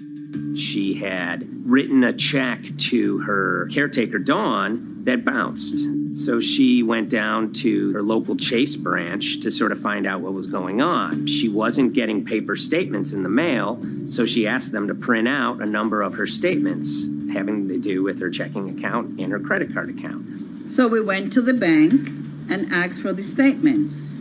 And she got a whole year and going through all of them, page by page by page. And it was there she saw all sorts of charges that she said she didn't authorize or didn't know about. I was becoming very, very suspicious. I was starting to look in the money part, and that's what bothered me more when I saw that money was going. And I was not a big spender. Around the same time, Dawn, she starts noticing Beverly's son, who lived in the condominium below her, came up with Evan with a shredder and started grabbing papers in her office area, including some with JP Morgan letterhead, and just started sitting at the kitchen table, just shredding documents over and over. Yeah, they came in one morning. They used to do it in the back. Through the back door, and they brought the shredder inside. And then they went in the drawers in the office and took out all the papers, and they started doing it. I was very suspicious because I know you don't go around and destroying papers. Beverly said that they had done this many times before. That's when she said to me, Dawn, I'm going to write my feelings in this black book. Diary. And it's a diary, and she started writing. Each day she would write a little at a time. Around the holidays of 2018, a package had arrived, a FedEx package, and in it were materials about a venture capital fund based out of the Cayman Islands. Dawn and some other family members take a look at this, and they see that Beverly is signed up for this fund to the tune of $5 million over the course of several years. And that was really the beginning of it. That was sort of the tip of the iceberg when it became obvious that something was going on, that my grandmother really wasn't aware of this fund. You know, Beverly started to panic. She got really upset and called, JP Morgan's headquarters in New York and asked for Jamie Dimon. She said she was told someone would call her back, but she says that never happened. She wrote a letter to Evan and Avi, and in there she laid out a number of things that were concerning her: unauthorized trading, the checking account. She had about $1 million worth of jewelry in a safe deposit box, and that her son Bobby had the key to that box, and that jewelry had gone missing. All this was kind of packaged in this, 5-page handwritten amendment to a will and trust. There's such an evolving narrative about why the jewelry was taken. The only truth we really know is that the jewelry is gone. But why it happened, there have been a lot of different stories. You just don't take your mother's wonderful things and hand it out. And they emailed that note to JP Morgan to seize all activity on her account. And it ended up setting off a firestorm after that. As soon as they got this email that there was a cease and desist and that she wanted to send her money and change brokerage firms, they were actually vacationing one floor below downstairs. They're there right now. The next day, Beverly's in her place. The granddaughter's still in her place visiting. Dawn is there, and up comes Bobby kind of barging through the door. And he's screaming about what was sent to the JP Morgan. They're now investigating now. And he's furious, takes his mother and sort of puts her into a chair, gets pen and paper, and she says physically forced her to write a retraction letter. They were pushing me around. It was a scary time. I was really afraid too. I had to take her to the doctor, and she did an x-ray because she was in so much pain. The locks had to be changed. The phone number had to be changed. I really thought we were going to have to hire guards to be outside just for protection. Oh, it was terrible. Horrible scene. Beverly brought her case before the Financial Industry Regulatory Authorities, usually known as FINRA. It took several months of hearings. She sees all sorts of transactions that's going on, hundreds of them that she claims that she never knew about, never authorized, but yet were logged in JP Morgan's files as having been direct requests from her. That included the sale of a large amount of Apple stock worth several $1 million, as well as all her stock in Big Lots. Over the course of their time with JP Morgan, Evan and Avi were making all sorts of trading on her account that was generating millions of dollars in commissions for themselves and the bank, yet she was not sort of getting any of the type of gains that you would expect sort of an $80 million account in a bullish market to be able to get. They issued a ruling entirely in her favor, finding that her grandsons, as well as JP Morgan, they were liable for violating their fiduciary duty, misrepresenting themselves, and they also found that the bank and her grandson, Evan, were liable for elder abuse. Evan and Avi, they were fired from JP Morgan. They issued an award of about $19 million. I reached out for comment, and JP Morgan emphasized that Evan and Avi were no longer with the firm and that their actions do not represent the sort of values of the bank. I reached out to Evan and Avi, heard back from their lawyer saying that, they disagree with the law and the facts that FINRA kind of used to decide the case against them and are seeing if they can have it withdrawn. Her son, Bobby, wrote her a letter, said his sons weren't criminals, and he also admits to taking her jewelry. And he says he needed it to pay off some bad business debts he had. They never once came up to say, I'm sorry. If there had been an apology and some acceptance, and asking for forgiveness from my grandmother, I don't think we'd be in the position that we are now. Since the piece came out, we've received dozens of messages from people, many of whom are telling their own sort of personal tales of, kind of financial advisors gone bad, or family members who got control of an estate and abused, those within. It seems that it's really resonated with a lot of people. I keep, hearing a lot of feedback about Beverly and how, a lot of people feel she did the right thing. You're never too old to stand up for yourself and try to right an injustice. She was adamant that she wanted to stand up for herself, but at the end of the day, they did wrong. It's a painful life lesson. Beverly taught them that you don't mess with grandma.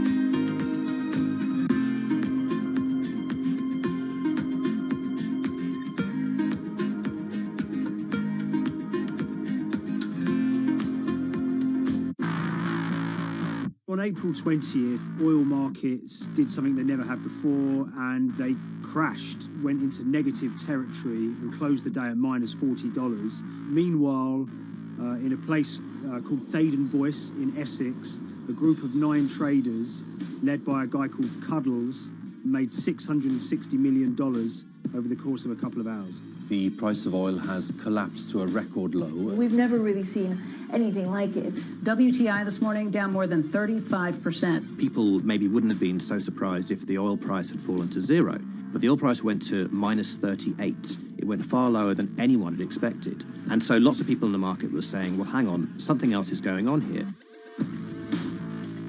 A couple of months later, I started to get wind through a kind of network of sources that a tiny firm in the outskirts of London had made a huge amount of money that day and potentially had some part to play in what happened.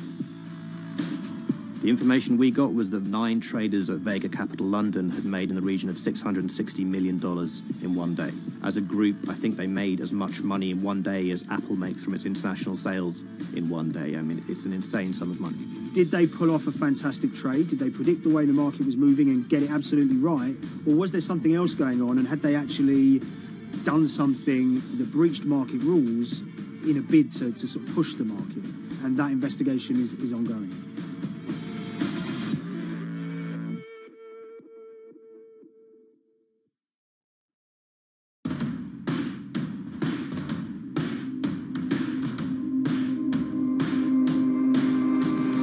So Paul Commins is a trader who cut his teeth in the pits in the 80s and 90s. When everyone had a nickname, his was Cuddles. If you can imagine, that was a very sort of cutthroat type of world where people are doing, hundreds of thousands and millions of dollar trades by shouting at each other, giving hand signals, and then sort of scrawling on scraps of paper. The culture of the trading pits in London was very influenced by the working class guys who became traders there. They weren't like the city bankers that had gone before them. They weren't usually Oxford or Cambridge. They didn't wear Savile Row suits. They were ordinary working guys who happened to have a talent for trading. And a lot of them came from Essex. I think it was 400 traders in the pits, and Cuddles in his oil and gas pit was described to us as amongst the top 3. Amongst that, was very successful and made very large amounts of money as a young man. But inevitably, mechanization and the arrival of electronic markets was the kind of death knell for the pits. And in 2005, the IPE closed down. And when the pits shut down, a lot of the traders who worked there lost their jobs or quit or went to work for financial institutions. But Paul Commins decided to start his own trading collective out in Essex. Some of them are ex-pit guys, cut from the same cloth as him. Lots of them are actually sort of in their 20s, and they're his, drinking buddy's son, or they're his own kids' friends from football. They're young lads, hungry and ambitious, and he brings them into the fold. And fairly shortly, he's got, maybe a dozen or so traders that they're independent, let's be clear, but they're all part of this collective.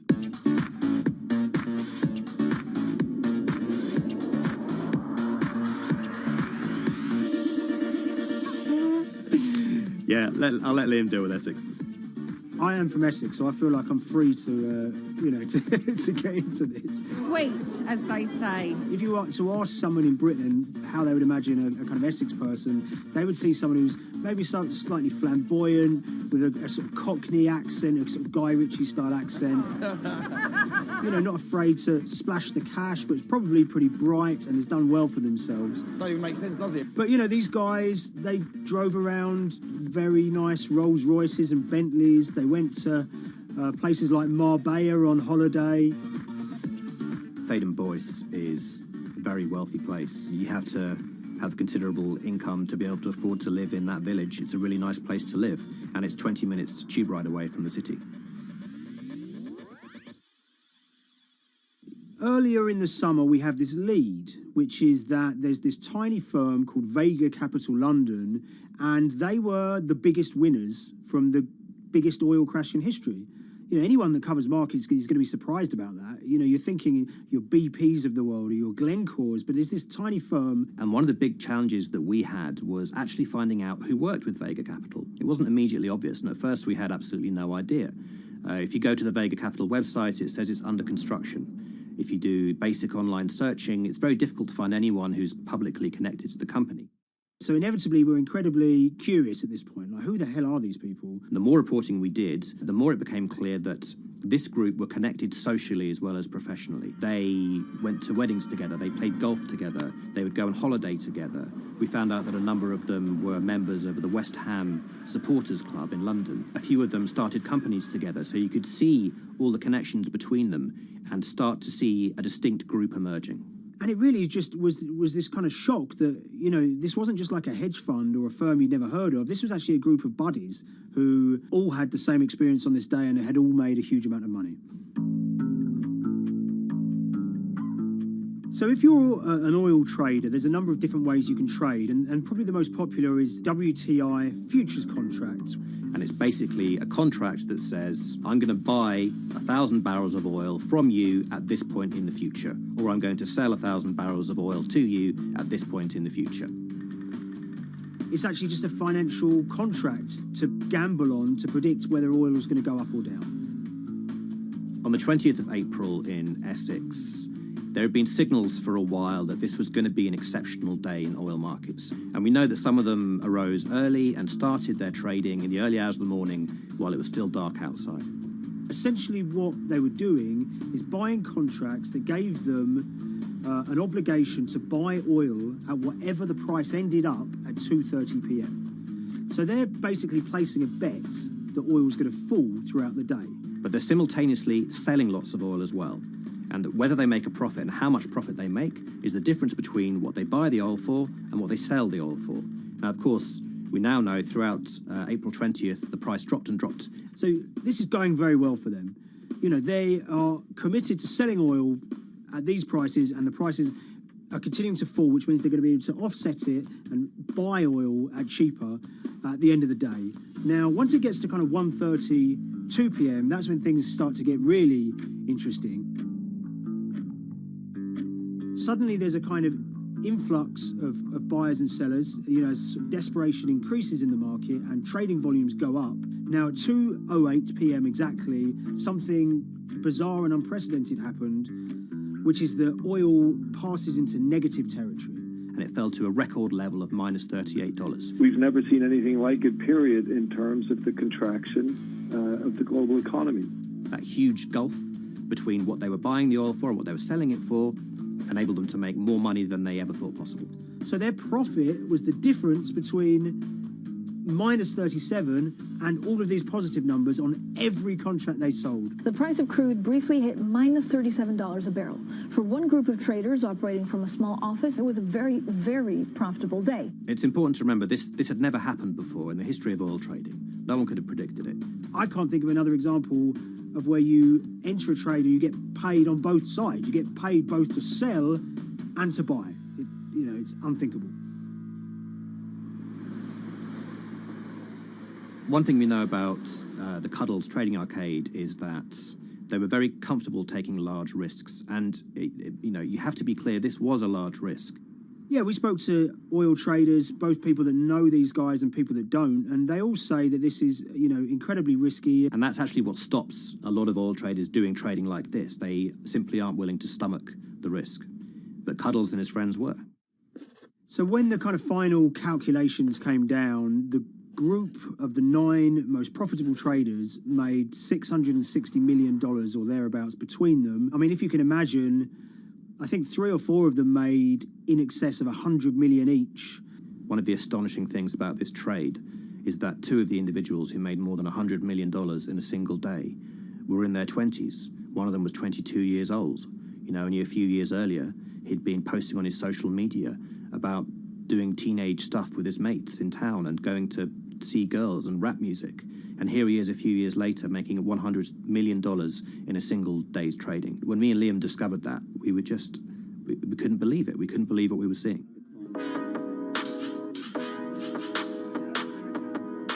Oil trading is a zero-sum game. Anytime you're making money as an oil trader, someone else is losing it. Amongst the biggest losers were the investors in this Chinese fund, Crude Oil Treasure Fund. There were thousands of them, and they lost everything. Lots of people had put their savings into oil funds. They lost money that day.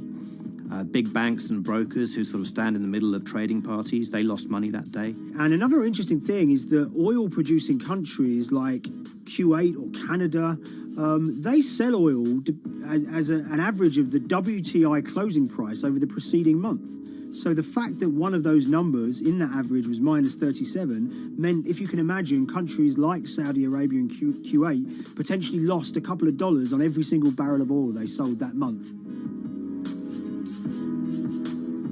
Vega Capital's traders made such an extraordinary sum of money that it was inevitable there would be some scrutiny of what they did. But it wasn't just the sums of money they made. In the vital half an hour before the settlement price was set, they were by far the biggest sellers of oil futures in the market, which is an incredible thing to think about when you consider that the other participants in that oil market are going to be the world's biggest banks, oil majors, BP and Shell, and here you have a group of 9 guys in Essex who are having this significant influence over a global market for oil. I mean, I think you have to assume that if these guys had made $7 million or $10 million, they probably would be celebrating in Essex right now. But the fact that they made closer to $700 million has meant that they are facing understandable scrutiny. We wrote individually to all the Vega traders who did exceptionally well that day, and we got a letter in response from a law firm representing the group.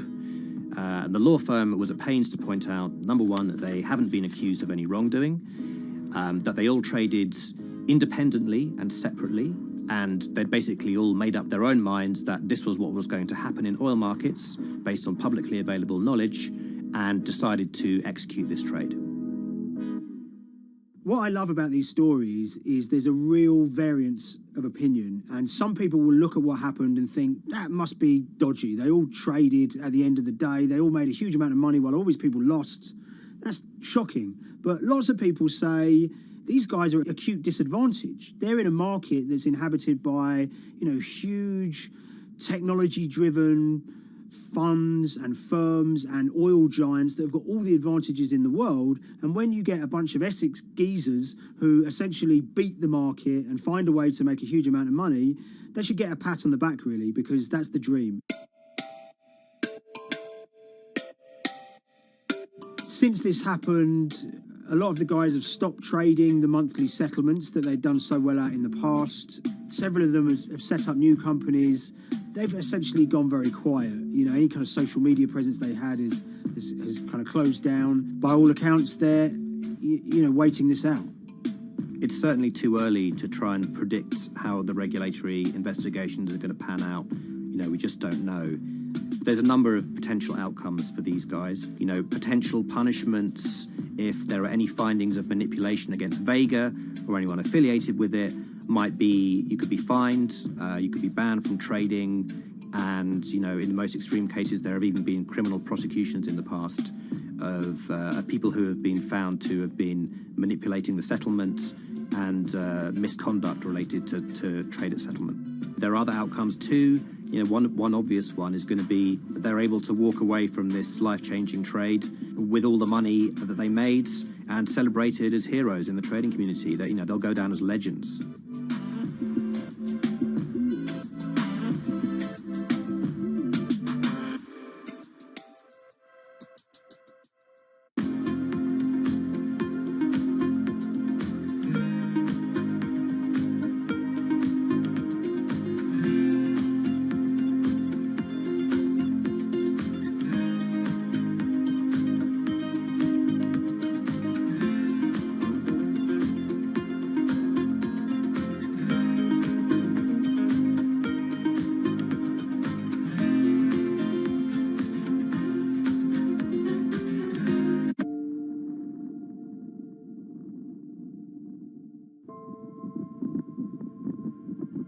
It's very important, given the nature of the climate crisis right now, for the general public to have an understanding of what progress is or is not actually happening. And I think many readers right now, they'll see these hundreds and hundreds of companies making these big, bold climate claims.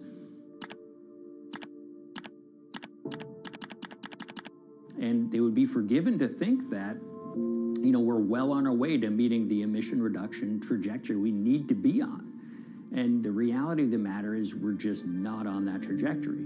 And a key reason for this sort of disconnect is the use of offsets that aren't doing what they claim to be doing. We have a massive potential for sort of willful blindness. We can convince ourselves of things regardless of what the facts are. And so that's what tends to happen in these cases. It's not that anybody is setting out to commit climate fraud. They sort of walk themselves into a situation and they convince themselves of one thing, and that allows them to convince themselves of another thing. But at the end of the day, they're doing something that makes no sense at all.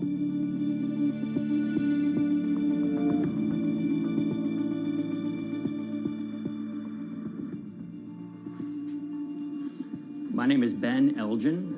I wrote the story about how the billion-dollar market for carbon offsets is setting back the fight against climate change. So one of the challenges in reporting on carbon offsets and trying to figure out what's going on is really finding good experts who have been steeped in this marketplace and are willing to candidly talk about it. One of the best people for this is a fellow named Mark Trexler, and I've been talking to him for more than a decade. My name is Mark Trexler. I've worked in climate change for the last 30 years. I was actually hired by the World Resources Institute in Washington to work on the first carbon offset project in 1988. In terms of defining a carbon offset, one of the beauties, so to speak, of greenhouse gases, sort of the silver lining of greenhouse gases, when you put up a molecule of CO2 into the atmosphere, it can be anywhere in the planet in 7 days. And therefore, if there's an option to reduce emissions on the other side of the planet, and you can do that very cheaply as compared to doing it in your factory, for example, then why not pay that person, that factory on the other side of the planet to reduce their emissions? Then you are, in a sense, offsetting your emissions, and the atmosphere doesn't really see your emissions anymore. So carbon offsets have been around for quite some time, and they were actually key with these international climate agreements, such as the Kyoto Protocol, which mandated the wealthiest countries reduce their greenhouse gas emissions. The treaty was signed on the 11th of December, 1997. Decided. The business community in general saw carbon offsets as a huge opportunity to comply with whatever policies and measures might be coming down the pike on climate change much more cost effectively.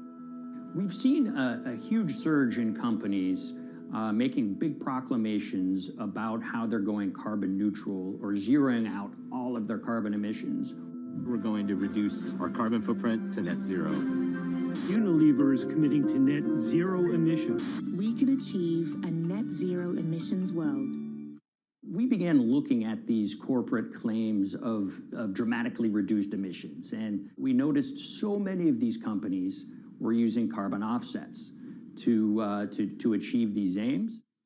And as we began to look at the carbon offset projects themselves, what we found is that the environmental benefits claimed by these companies are not actually what they seem to be.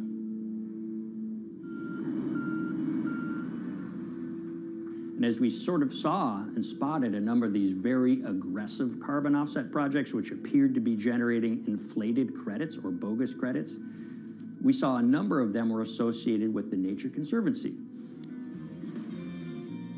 This surprised us. The Nature Conservancy is the world's biggest environmental group. They have about $1 billion a year in revenues, and they've been around for 7 decades. They've preserved about 125 million acres of land, and they've done so many good works over the years, and they've been very strong in terms of working with corporate partners. The Nature Conservancy has taken a different approach, a very pragmatic and pro-business approach. They will not go out and criticize a big polluter, but they're very happy to work with them. Some might say that, well, that's selling out, but others would say, and those at the Nature Conservancy would say, these companies have deep pockets. They can help fund important preservation work, and we have absolutely no problem working with them on this stuff. So companies are very warm, and they've partnered with the Nature Conservancy for many years. And yeah, it definitely lends a sheen of credibility to these projects. Here's 20 new reasons to visit Disney World this year. 1, 2, if you look at, for instance, Disney, that's a sprawling company with theme parks and cruise lines that burn up diesel fuel. They have office buildings and television studios that consume electricity. So these companies are trying to make major reductions in their carbon footprints, but it's very difficult to change these fundamental ways their businesses operate. So Disney has been a big buyer of carbon offsets that are orchestrated by the Nature Conservancy. One of the projects that they buy from is called Pennsylvania Ridges. And that's a plot of land. Most of the land is actually about a 3-hour drive outside of Philadelphia. Interestingly, this land, 3,000 of these acres, was actually acquired by the Nature Conservancy in the late 1990s. This land was imminently threatened. There was a pending logging contract on this land. So they do what they've done so well for all of these years, which is they go out, they raise money from local philanthropists, and they go buy this land to protect it from developers and loggers. And at the time, according to an archived version of the Nature Conservancy's website, when they were proudly announcing this deal, they said, these threats have been abated because of this acquisition by the Nature Conservancy. So it's really interesting now, fast forward 2 decades to earlier this year when they put forward this carbon project. And if you look through it, this land is a key part of that carbon project. And what they're now saying is this land is now, once again, imminently threatened. 72% of the trees are going to be cut within 5 years. Now, this is just astounding because this land is owned by the Nature Conservancy. They do not clear-cut land that they've bought through philanthropic donations. So this scenario that they've put forward to get carbon revenues is not really plausible. And what that means is when you have Disney coming in and buying these credits, when it eventually lowers its carbon footprint because of these credits, well, that won't be a credible or truthful claim by Disney.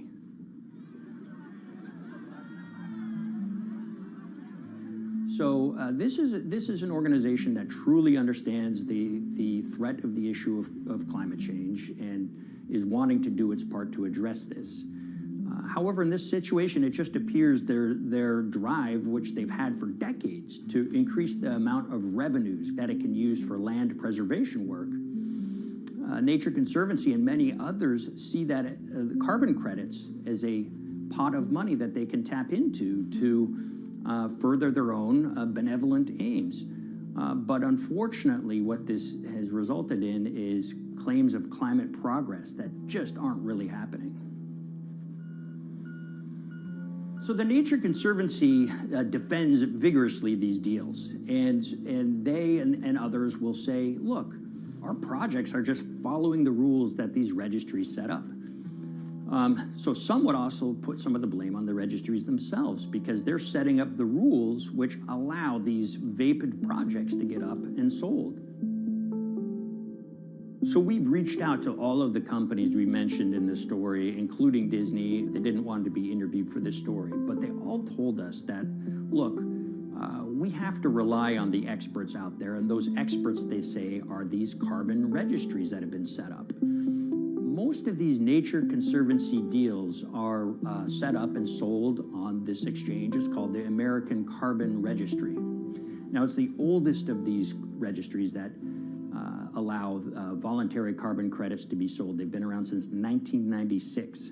What these offset registries do is they set up rules, and any carbon offset project has to follow those rules. But there's this tension that's always there. If the rules are too strict, then it's going to be very hard for carbon offset projects to get up and running. So there's this balance going on where the registries want rules that attract projects, but they don't want it to be so strict where it will disincentivize projects from getting listed. One of the challenges with designing carbon offset systems is that there are normally two people at the table. You have buyers and you have sellers. And to some extent, you have policymakers, but you know, the buyers and the sellers are really the ones with the expertise, with the incentive to really participate hard, make a lot of things happen. And the challenge there is that both of them sort of want the same thing, or they're both happy with the same thing. They're happy with low-cost offsets and a lot of them, because that works for their business model. You end up, though, with nobody really representing the atmosphere, so to speak. Nobody's really representing the climate in those discussions. And so the policies end up biasing the whole system. And you end up in sort of a race to the bottom. And that's what we've seen happen. You know, when it comes specifically to the topic of carbon offsets, you know, I am a fan of carbon offsets in the sense that they can help mitigate climate change. They absolutely can. But, you know, if we're not going to do it correctly in a way that actually does help mitigate climate change, then it's nothing but a distraction. And, you know, after 30 years, you have to start wondering, is it really just a distraction? And that's really unfortunate, but that's where we are. Ultimately, what needs to happen is systemic change. You know, we're sort of nibbling around the edges with some of these different things. We need to change how we produce energy. We need to change how we transport ourselves. We need to change what and how we eat. You know, we need systemic change associated with transitioning to a low carbon economy. A lot of what we're doing today is not promoting systemic change. It's sort of trying to stick your thumb in the dike to preserve the current system. And at the end of the day, that can't really work.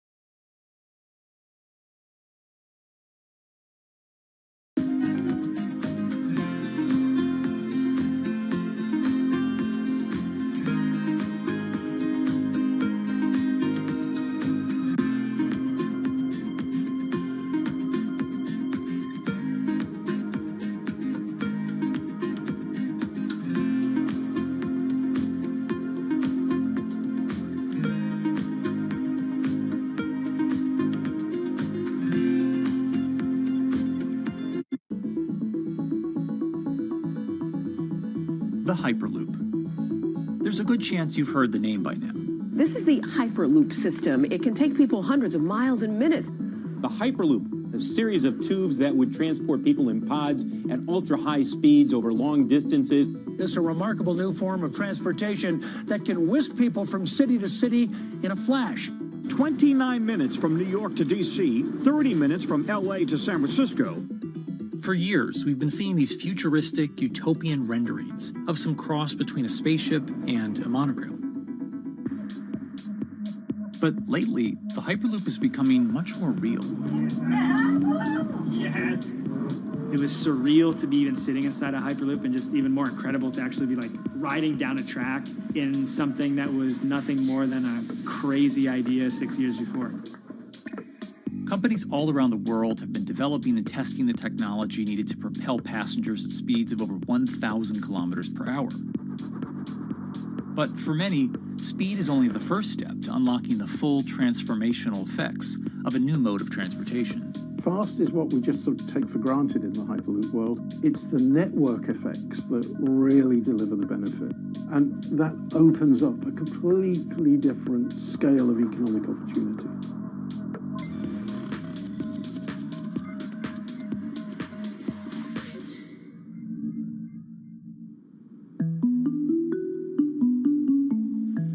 We've got planes, trains, automobiles, and boats for getting around Earth. But what if there was a fifth mode? And I have a name for it, which is called the Hyperloop. The Hyperloop? Hyperloop, yeah. In 2013, while riding high on the growing success of Tesla and SpaceX, entrepreneur Elon Musk released a white paper outlining the basic framework of the technology he called Hyperloop. The basic idea goes a little something like this. A tube reduces the air pressure to a near vacuum-like environment. A Hyperloop pod is then suspended in the tube, usually by magnetic levitation. The whole pod can then be propelled forward. Because there's no traditional friction sources like air resistance or rolling friction that would push back against the pod, the Hyperloop is able to move at incredibly high speeds and do so fairly efficiently. Despite its futuristic name, however, the general concept behind Hyperloop is actually pretty old. In fact, New York City's first attempt at an underground public transit system in the 1870s was based on a similar principle. The pneumatic transit system was short-lived, however, only stretching one block and topping out at a rather leisurely 10 miles per hour. While Elon would make some 21st century improvements to this concept and bestow a very 21st century name, he wouldn't end up pursuing the technology itself, instead electing to focus his efforts on something a little bit deeper, literally digging the requisite tunnels via his boring company. It would take another billionaire industrialist who dabbles in spaceflight. No, wait, not that one. Yeah, that's the one. After Richard Branson would make a large investment in the company Hyperloop One, it would be renamed to Virgin Hyperloop. What we've always been trying to do as a company is show that this technology could work, that it could be made safe, and that ultimately it's something that's happening in the next couple of years, not the next 20 years. Josh Geigel is the co-founder and CEO of Virgin Hyperloop. In a familiar tech startup story, he's seen the project go from a garage to a large-scale testing facility outside of Las Vegas. So we started building the first kind of Hyperloop system in 2016. We've done a lot of work, about 500 tests that we've done on that over the last 5 years. And what we realized that we need to do is take that technology, show that it can be commercial, so drive the cost down, improve the efficiency, improve the performance. But the key thing is actually making it approachable and safe for individuals. In order to do that, Josh, along with Virgin's head of passenger experience, Sarah Lucian, bravely volunteered to take the inaugural ride. What her and I were realizing is we're the first two people sitting in a Hyperloop. The only type of people that have gone through this environment are in spacesuits, and there we are in just normal clothes because of the system, the safety of what we've designed. 3, 2, 1, launch. And then once we started going, you felt a bit of acceleration. We accelerated a little bit harder than we would in commercial. It'd be like a sports car. Yes. We got to about 108 miles an hour on that test. And it's a short run. It's about 500 yards or so. And came to a stop. The test, lasting only about 20 seconds and covering only a quarter of a mile at just over 100 miles per hour, is a long way away from a true functioning Hyperloop. But as for optics, it's a crucial step for the future of funding. The number one question we got from investors or from project proponents or just people in general was like, is a Hyperloop safe? And what better way to show something is safe than by actually getting people on it? But convincing investors and governments that would likely be fronting some of the construction costs for an unproven technology is no easy task. First and foremost is the question of safety. Most people don't know how an airplane works, but yet they get on an airplane. They get on an airplane because, it's faster than driving, and most importantly, they've probably gotten off of one before, they've seen someone get off of one before. And so what we set out to do was actually show that Hyperloop could be safe with two normal people, not astronauts, not adrenaline junkies or test pilots or anything like that. Two normal people getting on a Hyperloop, and then most importantly, those two people getting off. But beyond safety concerns, constructing Hyperloops will undoubtedly require a significant capital investment to the estimated tune of around $60 million per kilometer of track. So a track from San Francisco to Los Angeles, for example, is likely to come with a price tag over $10 billion. And before large governments are willing to come in and front those costs, investors who are funding Hyperloop development must accept it as a long-term mix. That really get excited about Hyperloop. What you start to see is the people that are looking at platform technologies, right? So this idea that because the smartphone existed, Uber could exist, right? So who are like the Vanderbilts of this century? And that's the part where you're going to get a lot more no's than yeses. But those people that have the ability, the fortitude to stick it out, to see the game-changing platform here, those are the people that we're looking for. And since we've done that passenger test, there has been a lot of interest that's really, this is a lot sooner than I thought.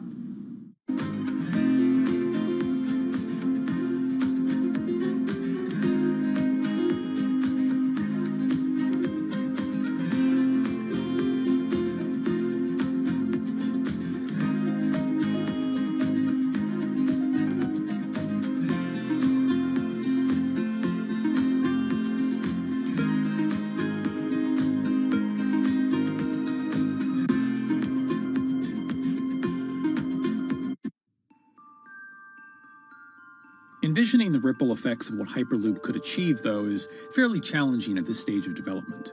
It's fast, yes, but for point-to-point travel, traditional maglev trains can move pretty fast as well. And outside of China, South Korea, and Japan, even those haven't seen much adoption elsewhere due to the high costs and questionable profitability. The Shanghai line in China, for example, loses around $100 million every year. Hyperloop companies, however, believe they can offer something different than traditional railway lines. My name's Alan James, and as far as I know, I'm the only guy on the planet who's written a government-level business case for 300 kmh conventional high-speed rail, 500 kmh maglev, and 1,000 kmh Hyperloop. It's fundamentally about moving people from where they are to where they want to go, when they want to make those journeys, and doing it in much smaller numbers. So pod designs for Hyperloop range from 12 to 28 seats, typically. Why are they small? It's because small enables the network to operate flexibly. And a great example of that is the east-west strategic route across the north of England, from Liverpool to Manchester to Leeds. So to get from Liverpool via Manchester to Leeds by train is just short of 2 hours today. It'll probably take you 2 hours driving as well in average traffic conditions. Net result is those three city regions remain three separate entities: Liverpool, Manchester, Leeds. There's very little commuting traffic between those urban areas. Hyperloop absolutely changes that from the ground up. Liverpool to Manchester is a 5 or 6 minute journey. Manchester to Leeds is also a 5 or 6 minute journey. What that effectively does is create a single super city economy. In this vision, the Hyperloop acts a little more like a highway, where pods have fixed destinations and don't need to stop along the way. meaning you can travel on a Hyperloop network from, say, Liverpool to Leeds, while the pod behind you travels from Liverpool to Manchester. And if that Metro Hyperloop network is connected to other networks from the same location, you could travel from Liverpool to Paris or Liverpool to Amsterdam, all without making a single stop. For passengers, for business, for leisure, that is utterly transformational. For high-value freight and logistics, it's equally transformational. But critically, if you do a Hyperloop network at scale, you begin to deliver massively significant carbon savings too. A multi-regional Hyperloop network could become a replacement for both short-haul passenger and cargo flights and traditional ground transportation, both of which are significant carbon producers. One Hyperloop-connected distribution hub, perhaps at an airport that is predominantly used for international air freight, replacing maybe 10, 12, 15 distributed road hubs. It takes a lot of polluting and inefficient truck haulage off the roads. That itself means roads gain extra capacity. Hyperloops will still need to use electricity to both move pods and maintain the near-vacuum environment in the tube. Proponents of the technology believe that this can be done by using renewable sources, including a combination of solar panels and battery technology that could be used along the Hyperloop itself.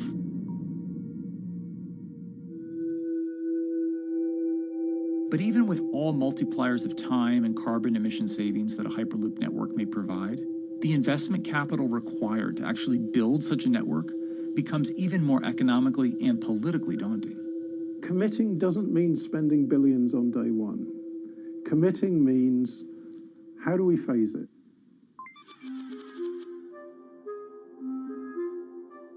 One company in the Netherlands is working to develop that technology, and perhaps more importantly, the international coalition needed to make the Hyperloop network a reality.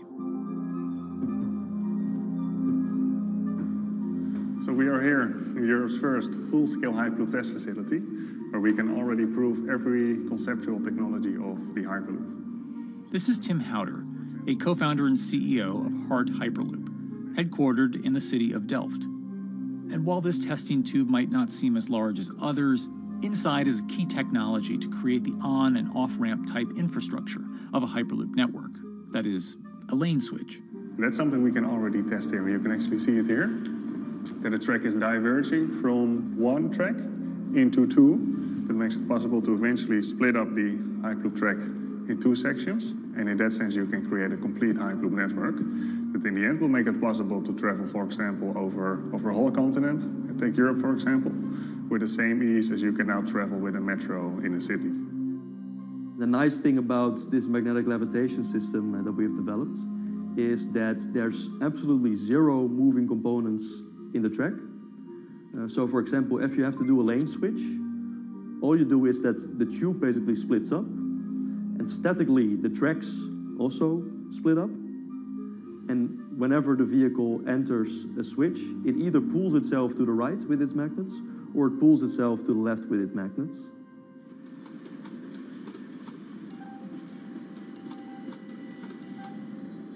Lane switching on traditional rail requires the physical movement of the rail. Even modern magnetic levitation tracks use lane switching techniques in order to transfer trains from one track to another. And this is a very crucial element, because this is the thing that limits the capacity and, in the end, the usefulness of the rail network.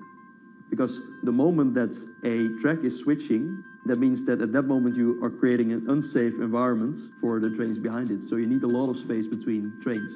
But in a Hyperloop, because you have no moving components in the track, all the vehicles can be much closer to each other. You can achieve a very high frequency and basically have your vehicles moving and merging in and out of the network very much like a highway. For now, though, Hart's physical testing has been limited by the size of their tube. Because the test track is only 30 meters long, they haven't tested this lane switch at speeds greater than 20 kilometers per hour. However, the company is working to build a new test site where it plans to increase that testing speed to 300 kilometers per hour. We're now in a phase where we have proven most of the most important technologies in the test facilities that we already have. And we have also demonstrated the viability and the feasibility of a network. If you look at all the subsystems that it consists of, most of those are proven systems, already demonstrated in lab conditions. So we don't really believe that the technology itself is going to be the biggest challenge. Because for all Hyperloop companies out there, actually building a Hyperloop system requires more than just a good product. We're talking about the safety aspects, we're talking about integration into the environment, we're talking about the social aspects. Do people feel comfortable traveling in such a system? So it's about all these different aspects. And the complexity is really getting all the different stakeholders that are relevant and that do need to contribute to bring this to market, to get them all following the same roadmap.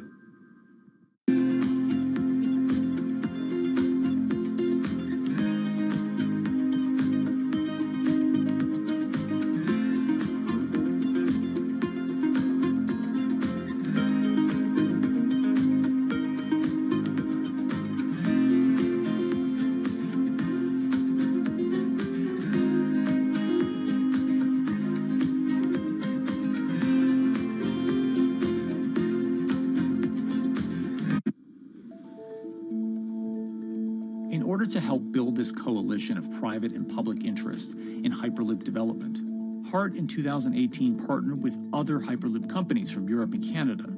The goal was to define, establish, and standardize the framework to regulate Hyperloop systems. Right now we are working with all the Hyperloop developers together in setting up the first, let's say, structure for starting the standards drafting. One of the most important goals for HART is interoperability, which is essentially making sure the different systems can communicate with each other. Interoperability is so important because what we want to achieve is actually have this seamless travel experience. So you don't want to end up, for example, going from Madrid to Paris and then switching because you need to use a different technology to get, for example, to Amsterdam. The idea being that as companies around Europe create the first commercial Hyperloop tracks between individual cities, one day those can all be connected to a larger network. Everyone that believes that Hyperloop is a future transport system also realizes that there is a need to have this network because that's where Hyperloop thrives. Hyperloop is such a huge project. It's definitely not something that you can do on your own or as a single company. So you need to do it with a lot of other companies. You need to have the governments. I think in that sense, the biggest challenge that we've encountered is to really get all the required parties together to take the steps in development and in commercial implementation. HART's next plan is to build the European Hyperloop Center, an open testing facility which will include a 2.6-kilometer test track. And the company hopes to test travel speeds there at up to 700 kilometers per hour. Virgin Hyperloop is also racing to construct the first commercial Hyperloop route, with projects in various states of development in India, Saudi Arabia, and the United States. Recently, the company announced plans to build a Hyperloop certification center in West Virginia, which will include a 6-mile-long test track. Proving the technology here will be crucial if Hyperloop networks can find a home among infrastructure investments that the Biden administration hopes to make. The idea that there's multiple Hyperloop companies, I think, is a redeeming aspect in the business. People really want to see something happen, so having multiple people move forward is good for that. I was struck when Josh and Sarah rode the pod. 2 or 3 of the major outlets used the phrase, "We now have a new mode of transport." And although all of that technology had existed before those 2 human beings rode it, it was the moment at which those 2 human beings traveled that short distance down the tube that in popular imagination, Hyperloop became a mode of transport. The metaphor I use with my team is that, the Wright brothers were first, but none of us fly on Wright Brothers Airlines anymore. If you don't continue to innovate, you're not going to be around, and so we'll continue to be at the forefront of building Hyperloop. Back in 2013, Elon had an idea. I think the difference now in 2021 is some brilliant engineers have spent real time grinding out the details. And I thoroughly expect the next 3 to 5 years to be decisive.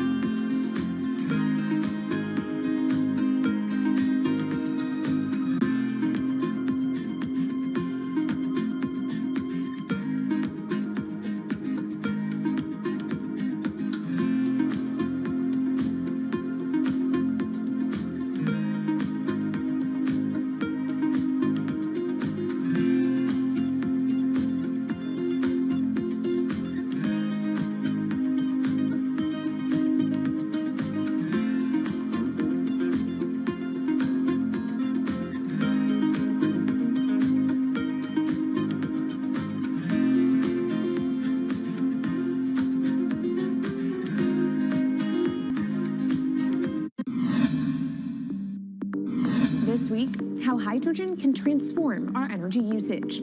We'll look at why the universe's most abundant element could be a game changer in the climate revolution. Hydrogen technologies are not new. They are used in other sectors. We use them in space, on our rockets, and we don't need the laws of physics to change to be able to use hydrogen on our planes.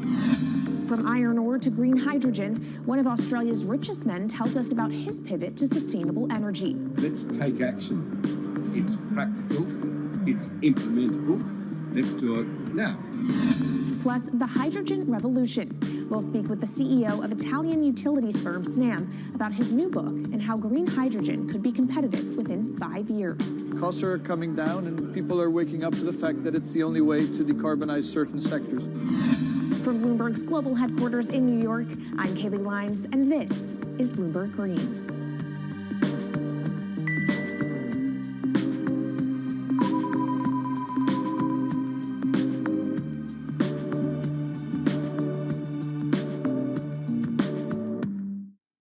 It's a new year, so here at Bloomberg Green, we're highlighting new solutions in the fight against climate change. And one of those is as old as the universe itself, hydrogen. It's the simplest element around, but could well be a game changer when it comes to turning around our dependence on fossil fuels. Today, hydrogen is used in the chemicals industry to produce petroleum products. It's also starting to be used in steel production, an industry under a lot of pressure to decarbonize. But it has far more uses as well, from powering cars to heating our homes. And Bloomberg New Energy Finance sees a seismic shift in the sector in the next 10 years as green hydrogen squeezes out dirtier alternatives. So-called gray hydrogen dominates today. But as renewable electricity gets cheaper and more accessible, so will green hydrogen. In this week's edition of Bloomberg Green, we'll explore what this push into hydrogen means for tackling climate change. We'll hear from Australian billionaire Twiggy Forrest about his pivot from iron ore to hydrogen, and we'll also speak with the CEO of Italian utility company Snam about his book, The Hydrogen Revolution. But first, what are we using hydrogen for? And why does it actually matter? Christine Lee Edwards explains. Hydrogen, the most plentiful element in the universe. On Earth, we find it mostly bonded to oxygen in the form of water, or in other gases known as hydrocarbons.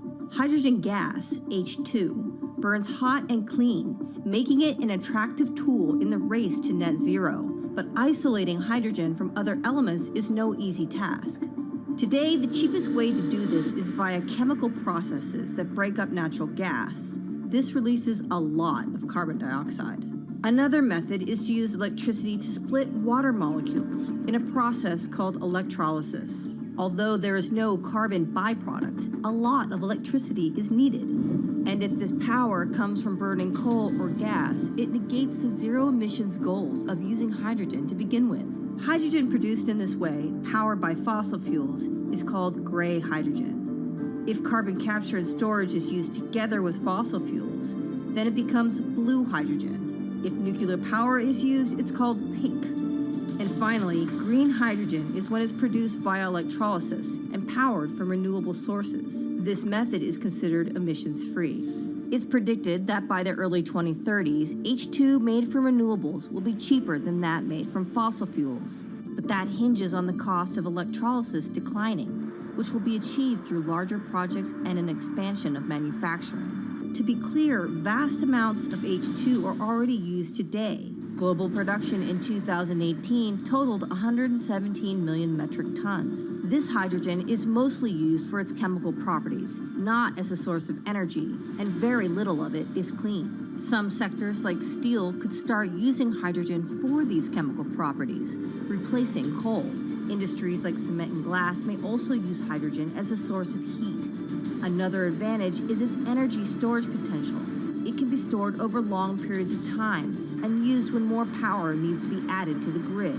It also could hold an advantage over batteries in heavy transport and shipping. The promise of hydrogen for energy has been around since at least 1874, when Jules Verne wrote about it in his book, The Mysterious Island. But the future of hydrogen will depend on policy.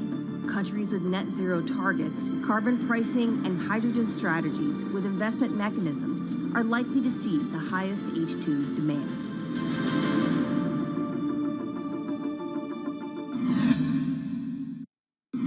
That was Bloomberg's Christine Lee Edwards explaining what hydrogen means for the energy transition. But how are businesses approaching the sector? Well, one of Australia's richest men is making a big play into hydrogen. Andrew Forrest, better known as Twiggy, made his fortune from iron ore, being the chairman, former CEO, and major shareholder in Fortescue Metals, one of the world's biggest miners. But after having made over $10 billion in profit from the metal in the last fiscal year, Twiggy wants to transform Fortescue into a clean energy company. He's been scouring the planet in search of investment opportunities in hydrogen and renewables. The firm plans to allocate up to 10% of its annual profits for green energy investments and is exploring projects across the globe, from Indonesia to Argentina. Francine Lacqua caught up with Twiggy Forrest. There's only one type of clean hydrogen, all the rest is dirty. Yeah. That is green. If you just say green hydrogen is clean, the rest is dirty, then you've actually nailed it. And, you know, anyone else who produces any other rubbish, any other argument, just look them there and say, why is global warming accelerating if anything you're saying is true? And then you'll know, actually, it's greenwashing. Yeah, but there's a lot of greenwashing because I keep on being told it's a transition. We can't just, make the transition at a click of a finger. So what are we doing wrong? What can we do better? I don't remember the personal computer having to transition the typewriter. I really don't remember that. I don't remember the smartphone having to transition the pocket calculator and the old landline. You know, its transition line is complete rubbish. The lie got put to it 2 days ago when JCB, a really loved British company, every right for the country to be part of JCB, and Fortescue, holding a bit of a similar reputation, fantastic track record, everyone's done super well from Fortescue, huge balance sheet, super strong. When those two companies got together and agreed a $7 to $9 billion US agreement per annum, right, then that's a real wake-up call to say, hang on, green hydrogen is obviously commercial now.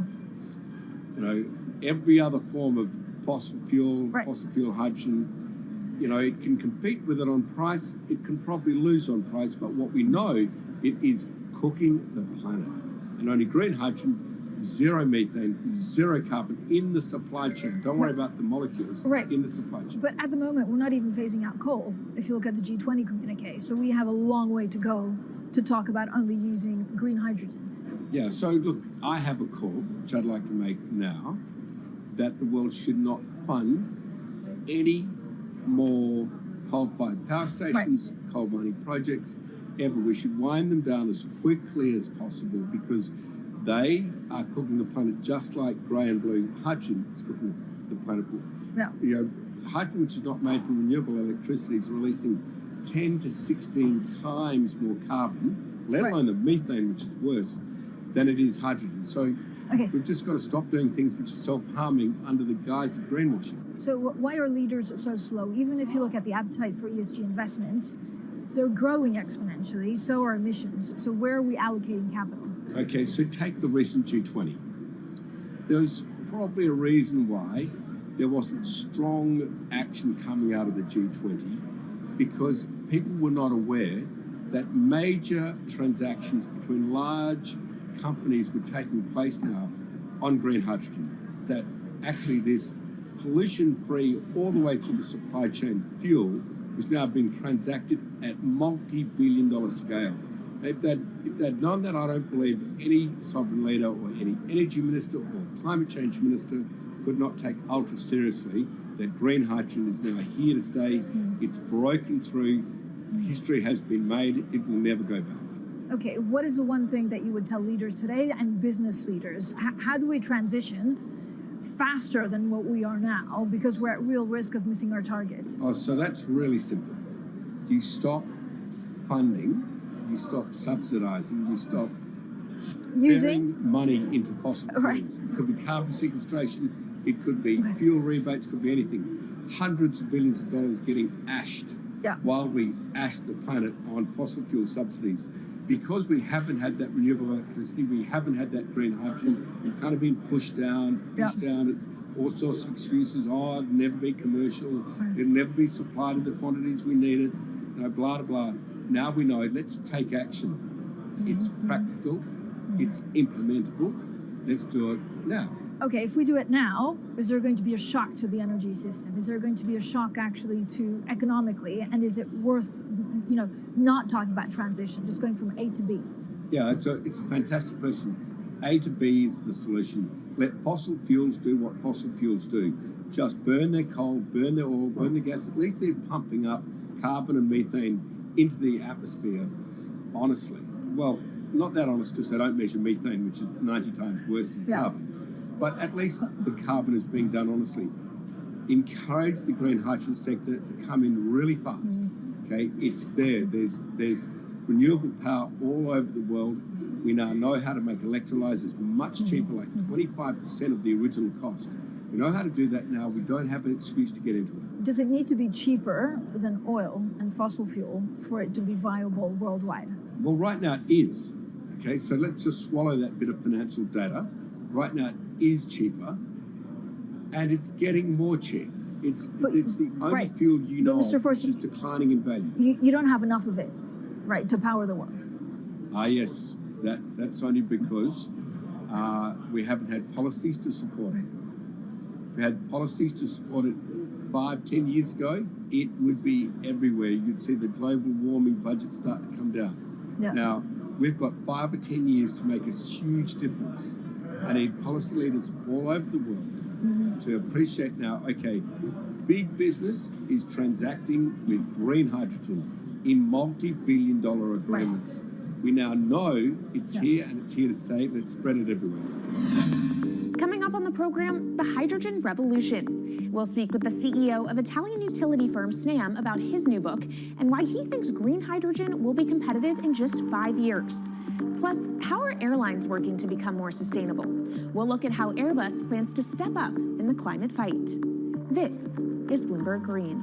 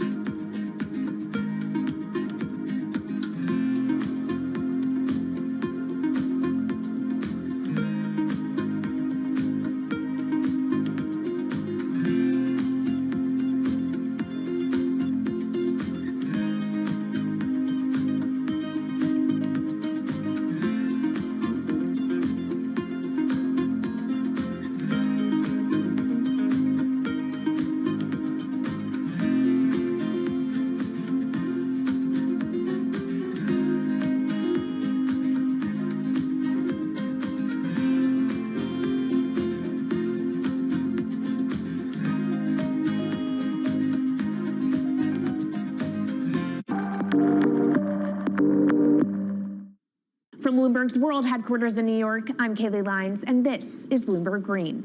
What will the world look like in 2050? Will global temperatures have stabilized, electric vehicles be abundant, and solar and wind power homes around the world? According to Marco Alvera, the CEO of Italian energy company Snam, that vision of the future could be a reality. And he says that hydrogen will pave its way.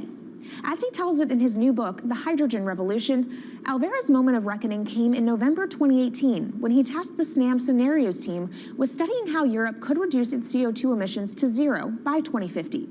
Looking through the results of the study, Alvera said he was struck by how much hydrogen was in Europe's energy mix by that year. Beyond the abundance of hydrogen, the Snam model also predicted that it would be the cheapest form of decarbonized energy for many sectors, and that it could be cheaper than today's prices for oil, coal, and nuclear power. Our Maria Tadeo spoke with Alvera at COP26. It's happening all very fast. We see the cost of hydrogen coming down a lot. Hydrogen will play a big role in the energy mix. I don't know if it's going to be 15 or 25% of a fully decarbonized energy system, but it's going to be big. Costs are coming down, and people are waking up to the fact that it's the only way to decarbonize certain sectors, the so-called hard-to-abate sectors. And you say it's the only way and the costs are coming down. Where do you see prices moving? Because a lot of the reticence at times has to do with the pricing, that some argue, well, it's still not the cheapest option on the market. So when I was first working in hydrogen in 2004, it was costing $1,000 per megawatt hour. 2010, $600. Today, $100, and we see it going down to $50 in 5 years' time, and to going down to $25 per megawatt hour in the next 10 years or so, which is a quarter of where it is today. That's really because renewable energy, and we're talking green hydrogen here, renewable energy costs are falling, but the cost of making the electrolyzer, which is the kit that you use to convert solar or wind energy and water into hydrogen, the cost of this kit is falling a lot because it doesn't really exist on an industrial scale. So as we build up capacity, we industrialize it, we standardize it, and we squeeze costs out. That's really the cost trajectory. And for that, of course, you need demand, however, for governments and also institutions to kind of buy into this idea that it is the future and we want to invest and create infrastructure. What are they telling you when you speak to governments, when you speak to officials? Are they keen on this? They're very keen. So the Department of Energy shares our view in the States of getting to below $1 a kilo, which is $25 a megawatt hour. The European Union has a hydrogen strategy, which is very clear, and several member states have the same. Chile wants to export a lot of hydrogen. China's big on hydrogen. Australia is very big on hydrogen. Japan is blending already hydrogen. So I would say the world is now really focused on this because it's the only way to store energy for a long period of time economically is to convert it into either a liquid or a gas. And of course, you talk about the price, but the other big component is the volume. You know, how big can you go? Where do you see that on a time scale? So wherever it's sunny or windy, you can produce very cheap hydrogen eventually. And so compared to oil and gas, which are concentrated in few parts of the world, it's going to be very democratic from that point of view. So every sunny place, every desert, every ocean wind can be turned into hydrogen that we can put on ships, in pipes, and really start trading it around the world. So it's going to happen a lot faster than a lot of people think. So, and when you say a lot faster, what is that in time? As I said, $50, which is essentially oil parity within 5 years. And then, depending on how quickly we ramp it up after that, we could get to $25, which is coal parity before the end of the decade. And in big scale. In big scale, because once you get to coal parity, that's the only way we're going to get China and India to stop burning new coal. We have businesses in China and in India, and I see a lot of hydrogen development, a lot of renewable development in both countries. The India announcement was incredibly strong on 2030. Some people were upset about the 2017 net zero deadline, but when it comes to 30, he announced a big, big commitment to get to 50% renewables. Were you surprised by it? I was surprised that they would make it so explicit, and even the net zero is a big thing for them. And so I think it will happen faster than 2070 because of the falling cost of renewable and hydrogen. India's burning 80 gigawatt of oil, of diesel, to keep the lights on. So there's an immediate opportunity there, and we're very interested in working in that country. And with regards to China, perhaps the fact that we haven't really seen them active, I guess the diplomats are working on this, but we haven't really seen the leadership. It's going to be technology, it's going to be industry. I think China has committed to a net zero, which is very important. At the G20, China was clearly behind the 1.5 degrees. So I think a lot has been achieved between the G20 and COP. And I think what's really important is to see in the coming years how quick it's in our hands to make part of this happen in 5 years, or it could otherwise happen in 15, 20 years. It's about building the project. The capital is there. We saw how many trillions of dollars are already committed. What's missing is really the projects, and that's where companies like us step in. Marco Alvera, CEO of SNAM there, speaking with our Maria Tadeo. Let's turn now to the aviation industry. It's a big contributor to global greenhouse gas emissions, and it's under pressure to change that. In October, the International Air Transport Association, a trade body representing airlines, approved a target of achieving net zero emissions by 2050. To achieve that, many airlines in the US and Europe are looking to buy sustainable aviation fuel made from renewable sources like used vegetable oil. Initiatives like these are pushing plane makers to come up with some radical new aircraft that will eventually cater to our growing appetite for travel without hurting the environment. We took a look at how Airbus, the world's #2 aircraft manufacturer, is stepping up to the challenge. How long until we can fly emission-free? Airbus says it's more confident by the day it can be done by its 2035 target. Airbus's CEO spoke about its ambitions for hydrogen-powered planes at the company's summit in France. The physics works. Hydrogen technologies are not new. They are used in other sectors. We use them in space on our rockets, and we don't need the laws of physics to change to be able to use hydrogen on our planes. So every day we become more confident, but we think we need to have a plane, we need to have the right fuels, the hydrogen available in the right quantity at the right place at the right time, and we need the regulations to be ready. So we really need the work and the collaboration of many people around the globe to make it happen on time. But it could be a long wait until green passenger jets go mainstream. Larger aircraft with more than 150 seats are not expected to feature globally until about 2050. That means manufacturers and airlines today are under growing pressure to ramp up short-term innovations to cut their carbon. In the long term, meeting the ambitious plans for so-called green hydrogen means building a giant industry almost from scratch. To make that happen, British airline EasyJet is among those saying governments need to get involved and fast. Aviation's emissions over the last 3 decades leading up to the pandemic grew by about 80% to over 1 gigaton, and that's projected to double by 2050. According to Bloomberg NEF, about half of the airlines with the largest global market share have set net zero targets by that same date, nearly 3 decades away. Coming up, from blue sky projects to the bottom line. We'll speak with our Bloomberg NEF expert Meredith Annex and dig into their models about how hydrogen fits into the future energy mix. This is Bloomberg Green.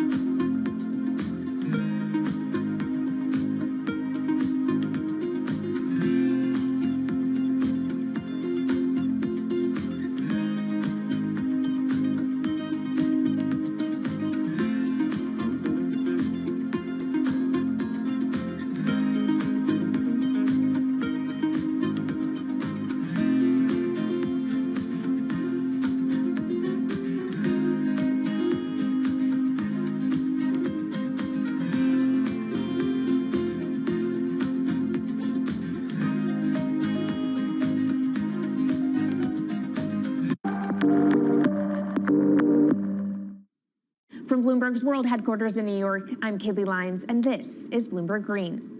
Now let's bring in Meredith Annex, our Bloomberg NEF hydrogen specialist, to talk more about how hydrogen could change the energy landscape. So Meredith, what place do you think hydrogen is likely to have in the future energy mix globally? Hydrogen's this incredible solution for us as we look to decarbonize because it's a perfect solution in areas that are hard to electrify.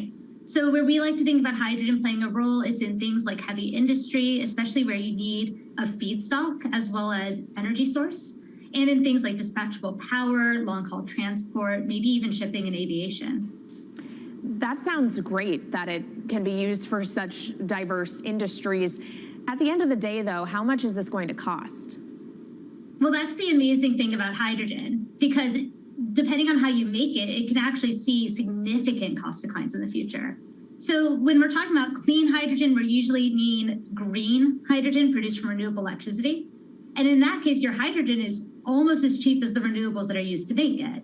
So if you're in a place with really good renewable resources, you'll be able to have cheaper hydrogen. But even in places with less good resources, we think that hydrogen can be cheaper than $1 per kilogram, which is the price of unabated hydrogen today, and around $8 per million BTUs for those who prefer to think in energy units. And that can be achieved anywhere in the world by 2050, we believe. All right, so let's talk about kind of the pros and cons list. I don't know where cost fits into that, but what are the advantages to hydrogen over other renewables, and then what are the drawbacks? Yeah, main advantage is the fact that hydrogen can serve roles that electrons struggle with. And that's things like seasonal storage, for instance, or just anything where you need storability, where electrons are harder to store, hydrogen is going to be easier. That also leads to a downside, though, because hydrogen is less energy dense than the usual things that we use for storable energy today, like coal or oil or natural gas. So you will need more volume of storage to handle the same amount of energy. Let's talk about the viability as well and how it may differ in different geographies. What is your view on that? Yeah, so for green hydrogen, again, from renewable electricity, really places with the best renewable resources, things like Latin America or the Middle East, even Southern Europe, have really, really good potential for producing hydrogen. And then when you're looking at blue hydrogen, which is produced from natural gas or coal with carbon capture and storage, we do see that becoming more expensive than green hydrogen in the future, especially as renewable electricity costs come down. But that can be a viable option in places like the US Gulf Coast or Russia, where you've got good geological storage for the carbon, as well as ample natural gas that's quite cheap. All right, great breakdown. Thank you so much to our Meredith Annex, our Bloomberg NEF hydrogen specialist. And of course, you can get more from the Bloomberg NEF team on the terminal and online. And they've recently done a podcast called Hydrogen 101 as part of its Switched On series. So from iron ore titans pivoting to cleaner energy to talk of a hydrogen revolution, that's it from this week's edition of Bloomberg Green. We'll be back next week with a deep dive into the state of electric vehicles. And you can keep the conversation going by following us on YouTube, Instagram, and Twitter @Climate. I'm Kaylee Lyons from Bloomberg's World Headquarters in New York, and this is Bloomberg Green.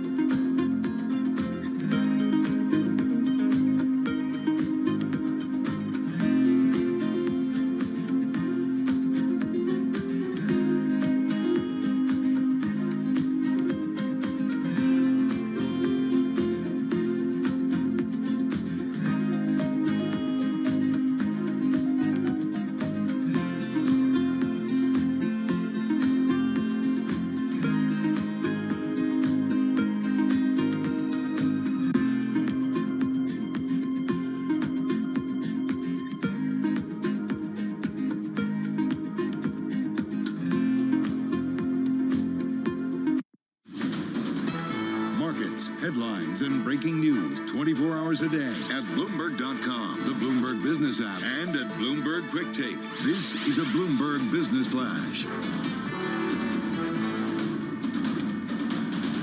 From Bloomberg World Headquarters, I'm Charlie Pellet. Turnaround for the U.S. stock market. Now the Dow and the S&P 500 index are both trading higher. We've got NASDAQ trading lower. Markets, though, stabilizing after yesterday's minutes of the Fed's last policy meeting provided more clarity on the central bank's campaign to quell rampant inflation. Right now, the S&P is up 8, higher by 0.2%. At the worst level of the day, the S&P have been down 31, down 0.7%. So gains for both the Dow and the S&P, with the Dow up 32 now, up by 0.1%. The Dow at one point was down 305 points. NASDAQ lower by 32 now, down 0.2%. The 10-year yield 2.64%. The 2-year yield 2.46%. Spot gold up 0.5%, $19.35 the ounce, while West Texas Intermediate crude below $96 a barrel, down 0.6%.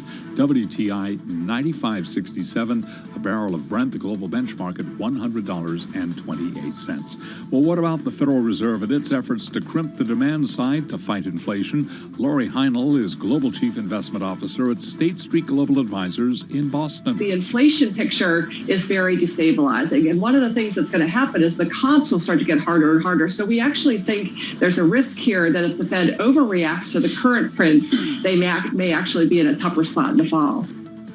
Warren Buffett's Berkshire Hathaway is buying a stake in Hewlett-Packard, valued at more than $4.2 billion.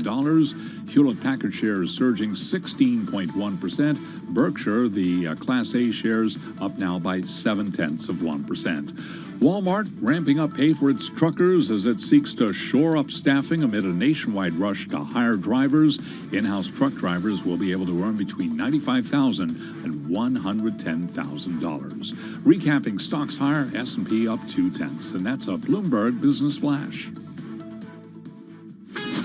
This is Bloomberg Business Week. Insight from the reporters and editors who bring you America's most trusted business magazine, plus global business, finance, and tech news as it happens. Bloomberg Business Week with Carol Masser and Bloomberg Quick Takes Tim Stenovic on Bloomberg Radio.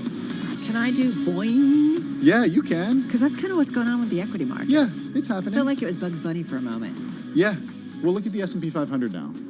Yeah, as well. We're pretty much at our best when we levels walked of the in here, session. Creedy, I said the S&P 500 was higher, and Creedy Gupta said, no, it's flat. Well, now it's higher. It's up 10 points. Yeah. Just barely, it's but higher. it's up, Creedy. All right, we're going to get to it. Welcome, everybody. It's Friday's Eve. It is Thursday, April 7, 2022. Carol Masser along with Tim Stanovic of Bloomberg's Quick Take. So stocks, bouncing back.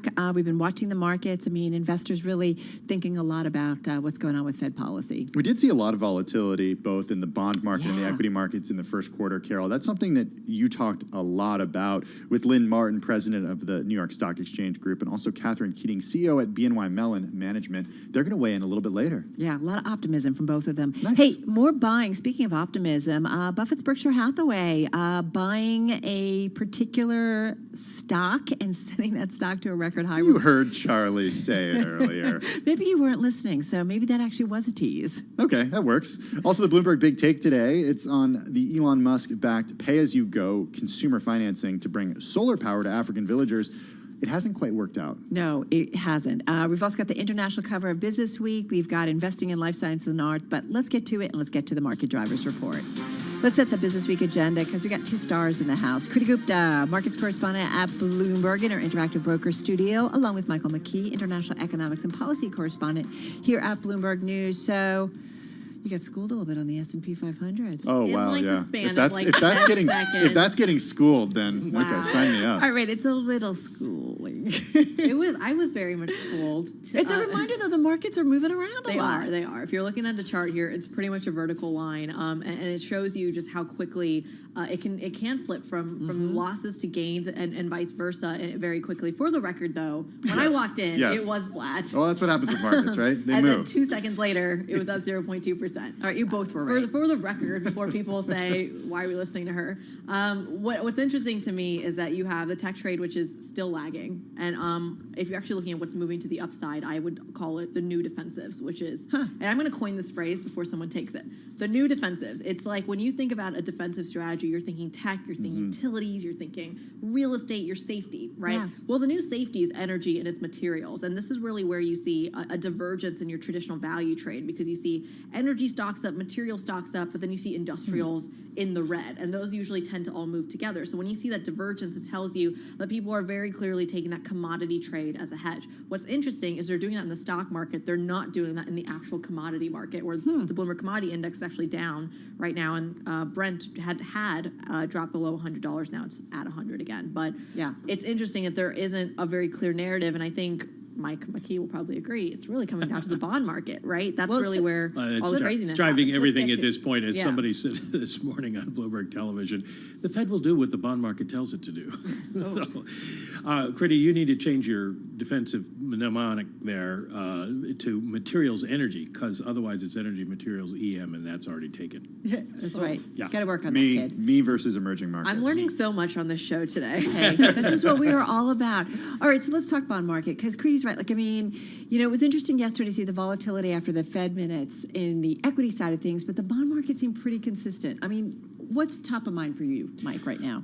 At this point, the market's trying to figure out where the Fed is going. They knew what the roadmap would roughly be yesterday, which is why you didn't get so much of a reaction to it, because people had pretty much worked out what they were going to hear from the minutes. Now it's a question of how far does the Fed have to go, not just how fast, because they've already told us they want to do 50 basis points at least next month, and then maybe You mean like the end point? Yeah, what's the end point? How high do they have to go? And so you see repricing in the market on a kind of regular basis as various economic indicators come out. Then when we get into the balance sheet runoff, the question will be, what impact will balance sheet runoff have on interest rates? It'll take a while to ramp up, but that will also have people trying to guess at where the Fed is going to stop in terms of rate rises. Well, you know, one thing that was interesting at this wealth panel, and Catherine Keating of BNY Mellon was on it, and we asked the question about folks whether they think we can get back to 2% inflation. She thought the smarter question is, do we really even need to get there? Can we think about inflation, normal inflation at a higher rate? And I'm just curious if the Fed is thinking about that it's going to run a little hot, and that might be the new normal. It's been an issue for a number of years, and there are a number of economists, prominent economists, who have suggested the Fed should raise its target rate from 2% to 3% or 4%, because that's a little more normal, and then you have less of a problem with the lower bound being zero. The Fed has rejected that idea. They've done a lot of work on it and say 2% is still best. They may end up changing their minds if they can't. That was like thanks, but no down. thanks. Yeah, but it's not going to happen immediately. Their target's going to stay 2, but it's going to take a while to get there. Well, the global head of co-head of global private wealth management at Goldman Sachs said that U.S. inflation could come in below 4% this year. So if it's normalized at 4%, then that could be the new normal? Well, there's a lot of unknowns out here, because we don't know the so-called transitory stuff and how fast that's going to go away. We have base effects coming up. So there should be some natural drop in inflation. Then the question is, how fast do the Fed's rate hikes hurt demand? I mean, we're already seeing it in the housing industry. How about in other industries? Yeah. Hey, your chart of the day today, what going on with the dollar? Yeah, it's the dollar is looking at, this is actually inspired by Mike McKee, actually. He told me to check out the trade-weighted dollar. He's such an inspiration to us all. I know, I came up to him and I was like, Mike, tell me everything you know about exports. And he said, go look at the trade-weighted dollar. So I made it my chart of the day. And basically it's this idea that if you're looking at a slowing down economy and you're thinking if the consumer's slowing down, where else is the growth going to come from? Well, exports, right? I've been talking about it so much. Oil, grains, defense, we all need it. But what really matters here is how expensive is too expensive, right? Because at the same time as you have this commodity demand, you also have a stronger dollar, which isn't what we saw, by the way, 2 years out from the last financial crisis. So that's what my chart of the day makes it hard shows. if you're trying to be an export-led economy. Right, but what's even tougher here is that perhaps the commodity demand is going to be so strong, and this becomes the ultimate question, is it so strong that the relative expensiveness of it doesn't really matter? So we'll find out. Check out Creedy's Chart of the Day. kgupta129@bloomberg.net. Send her an email there. Check her out on Twitter and Instagram at Creedy Gupta News. Also joining us, Mike McKee, International Economics and Policy Correspondent here at Bloomberg News. Most important stat of the day, we're 10 minutes away from the first pitch of the 2022 baseball season. All right, priorities. All right, we got to run. Guys, thank you. Let's get to Nancy Lyons in D.C. Hey, Nance. Thanks, Carol. History is about to be made with the confirmation of the Supreme Court's first black woman, Ketanji Brown Jackson. We're still waiting for the official tally. Right now it stands at 53-46. They're waiting on Senator Rand Paul's vote. Before the vote was taken, Minority Leader Mitch McConnell accepted the inevitable. I see hallmarks of judicial activism in Judge Jackson's record. Therefore, I will vote no. Nevertheless, our Democratic colleagues are on track to confirm our next Supreme Court justice. Bookending McConnell's comments, Senate Majority Leader Chuck Schumer says today's vote is a milestone. Ukraine's military leaders say Russian troops are preparing for a new offensive in the country's east, and the World Health Organization is expressing real worries about a potential chemical attack. President Biden has echoed European leaders' concerns about the potential use of chemical or nuclear weapons. The WHO says it's considering all scenarios and making contingencies for different situations, from chemical attacks to accidents. They're also working with the International Atomic Energy Agency. The use of chemical munitions is banned by international agreements. Russia says it destroyed its chemical stockpile years ago and denies it's planning a nuclear or chemical attack. In Washington, I'm Amy Morris, Bloomberg Radio. At the Masters at Augusta National, there's a 7-way tie with Willett, Smith, Neiman, Scheffler, Schwartzel, Westwood, and Im all at 2 under. Tiger Woods is even and tied for 18th. Global news 24 hours a day on air and on Bloomberg Quick Take, powered by more than 2,700 journalists and analysts. Thank you so much. Nancy Lyons in our D.C. newsroom. Carol Masser, Tim Stenovic here in our Interactive Broker studio in New York City. And as our producer made a joke, Ariagami is like, I'll take famous people who have come down with COVID for 100, Alex. No, not funny, exactly. All right, sorry. Wow, you went there, Carol. We all kind of laughed at it, I'm just going to say. It's not just good to come down with COVID. But gallows humor, I guess you could say, feels right? like there's it does feel like a lot of familiar names are Lighten coming up, down. everybody. Okay, we will. Let's start with Washington, D.C., because it seems to be some sort of epicenter right now of prominent cases of politicians, including Washington, D.C. Mayor Muriel Bowser. She said on Twitter that she tested positive for COVID-19. She's experiencing mild cold-like symptoms. She took an at-home test yesterday, and a PCR test confirmed the positive result. Then you have European Central Bank President Christine Lagarde testing positive for COVID just days before policymakers' next decision, and said the diagnosis will not affect the operations of her institution. She says in a tweet, I'm going to work from home in Frankfurt until I am fully recovered. There is no impact on ECB's operations. She said, I'm vaccinated and boosted, and my symptoms are thankfully reasonably mild. And then you have House Speaker Nancy Pelosi testing positive for COVID-19. Not currently, though. She's not experiencing any symptoms, according to her spokesman. She's 82 years old. She's fully vaccinated. She had tested negative earlier this week. She will quarantine following federal health authorities' guidelines. We should note, just yesterday afternoon, she was at the White House, Carol. She was in close proximity to President Biden and other top members of Congress at a bill signing ceremony. I believe I saw a headline, too, that President Biden had tested negative. I thought I saw something on the Bloomberg earlier. The White House did say in an email that the president is not considered a close contact of Speaker Pelosi as defined by the CDC, and did have brief interactions with her, though, over the course of the last 2 days. All right. Anyway, so I wasn't making light of it. You're right. He was tested Wednesday night. Yeah, that's what I thought. Yeah. Yeah, so, and obviously we wish everybody well, but it is the world we are living in. We talk about this, that we anticipate, and the medical community said that a lot of us are going to ultimately, unfortunately, come down with COVID. You're listening to Bloomberg Radio.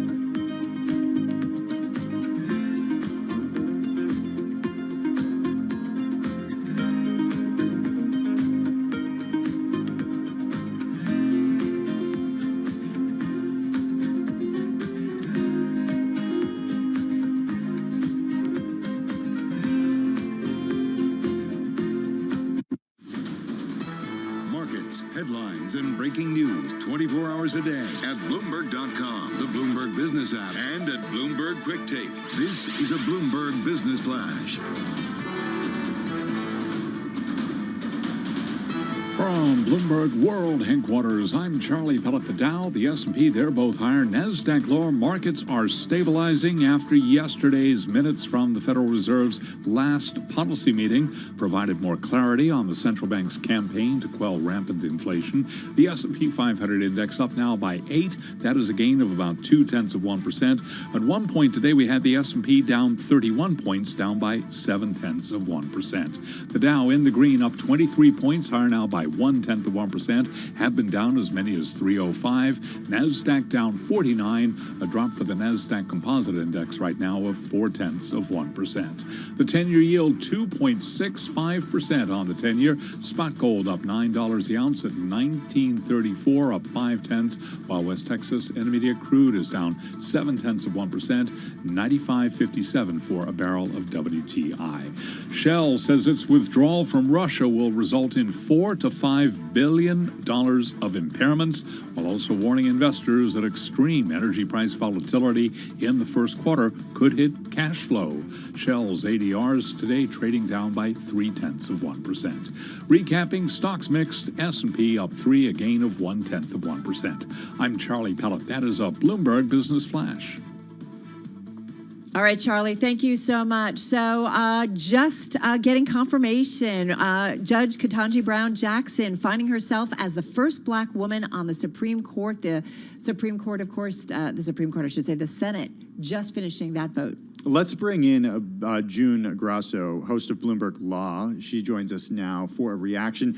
June, we were waiting quite a while for this to happen. I kept looking up and seeing that the Senate was awaiting one senator, Rand Paul of Kentucky, to cast his final vote, but she already had the vote, so it didn't even matter that he didn't vote for her. Exactly, and I know law, but I don't know Senate procedures, so I have no idea why they waited about 10 minutes for him to come in and cast his no vote. But he held up this historic moment. Judge Jackson is with President Biden in the White House, and now she becomes the first black woman, female justice, the first in 2 centuries, 115 justices, and she's the first. And it is a historic moment, and we've been waiting for this through this confirmation process, which seemed much longer than 71 days to me. It seemed a lot longer. Yeah. But so she's been waiting, and now what's going to happen is the Chief Justice, he has this tradition. She's going to wait some more. Yeah. That's what's going to happen. I was going to say that. Can we just take a step back, because we were watching actually the feed, and just as the confirmation happened, we heard a roar, and it was the House, the Senate floor members, many of the members clapping after the vote and the conclusion of that vote. And and also the Vice President, Kamala Harris, apparently confirming her appointment to the U.S. Supreme Court. There were people apparently trying to get into the room because it's such a historic moment. And, usually you don't hear about Supreme Court justices sitting with the President of the United States at the White House waiting for this vote and then waiting for Senator Rand Paul. But it's such a it's hard to describe the history here and what's going to happen to the court now. It's not going to change the way the conservatives and the liberals on the court, which is what vote. Right now, remind us. It's 6 conservative votes and 3 liberal justices, and Justice used to be, like before Amy Coney Barrett joined the court, the Chief Justice, John Roberts, became a swing vote. But now he sometimes just votes with the liberals, sometimes with the conservatives. It's a conservative bloc. But what you're going to have now is the 3 liberals, when Stephen Breyer leaves at the end of June, it should be, when they finish their final decisions of the term, it'll be 3 females who are in the minority, and it'll be a black justice, it'll be a Jewish justice, and it'll be a Hispanic justice. So it's sort of like going to be a very historic now liberal minority that'll be voting against the majority we expect in a lot of cases coming up. but she's also got a background, and some people forget this in light of the historic nature of just being the first black woman on the court. She's the first federal public defender on the court, and the first justice since Thurgood Marshall, the legendary civil rights lawyer who represented criminal defendants. So that's a whole different look that she'll bring to these meetings that the justices have. And those conferences, Chief Justice Roberts has said, with each justice that comes in, those conferences, the dynamic changes. So the dynamic is going to change, and we'll have to see how it changes. She got the backing of all 50 Senate Democrats. That wasn't too big of a surprise. However, she also got 3 Republicans, Susan Collins of Maine, Lisa Murkowski of Alaska, and Mitt Romney of Utah. So it wasn't totally along party lines. Right. But it was very close to it. How should we read into that? I think the fact that she got 3 Republican votes, considering the concerted Republican attacks on her during the questioning, where they accused her of being soft on crime, basically that she was supporting defendants who were terrorists because she represented them. I mean, the things that they threw at her, that she was a proponent of critical race theory. So to get the 3 Republican votes, I think is really saying something. And remember that Senator Lisa Murkowski, you mentioned, was one of them.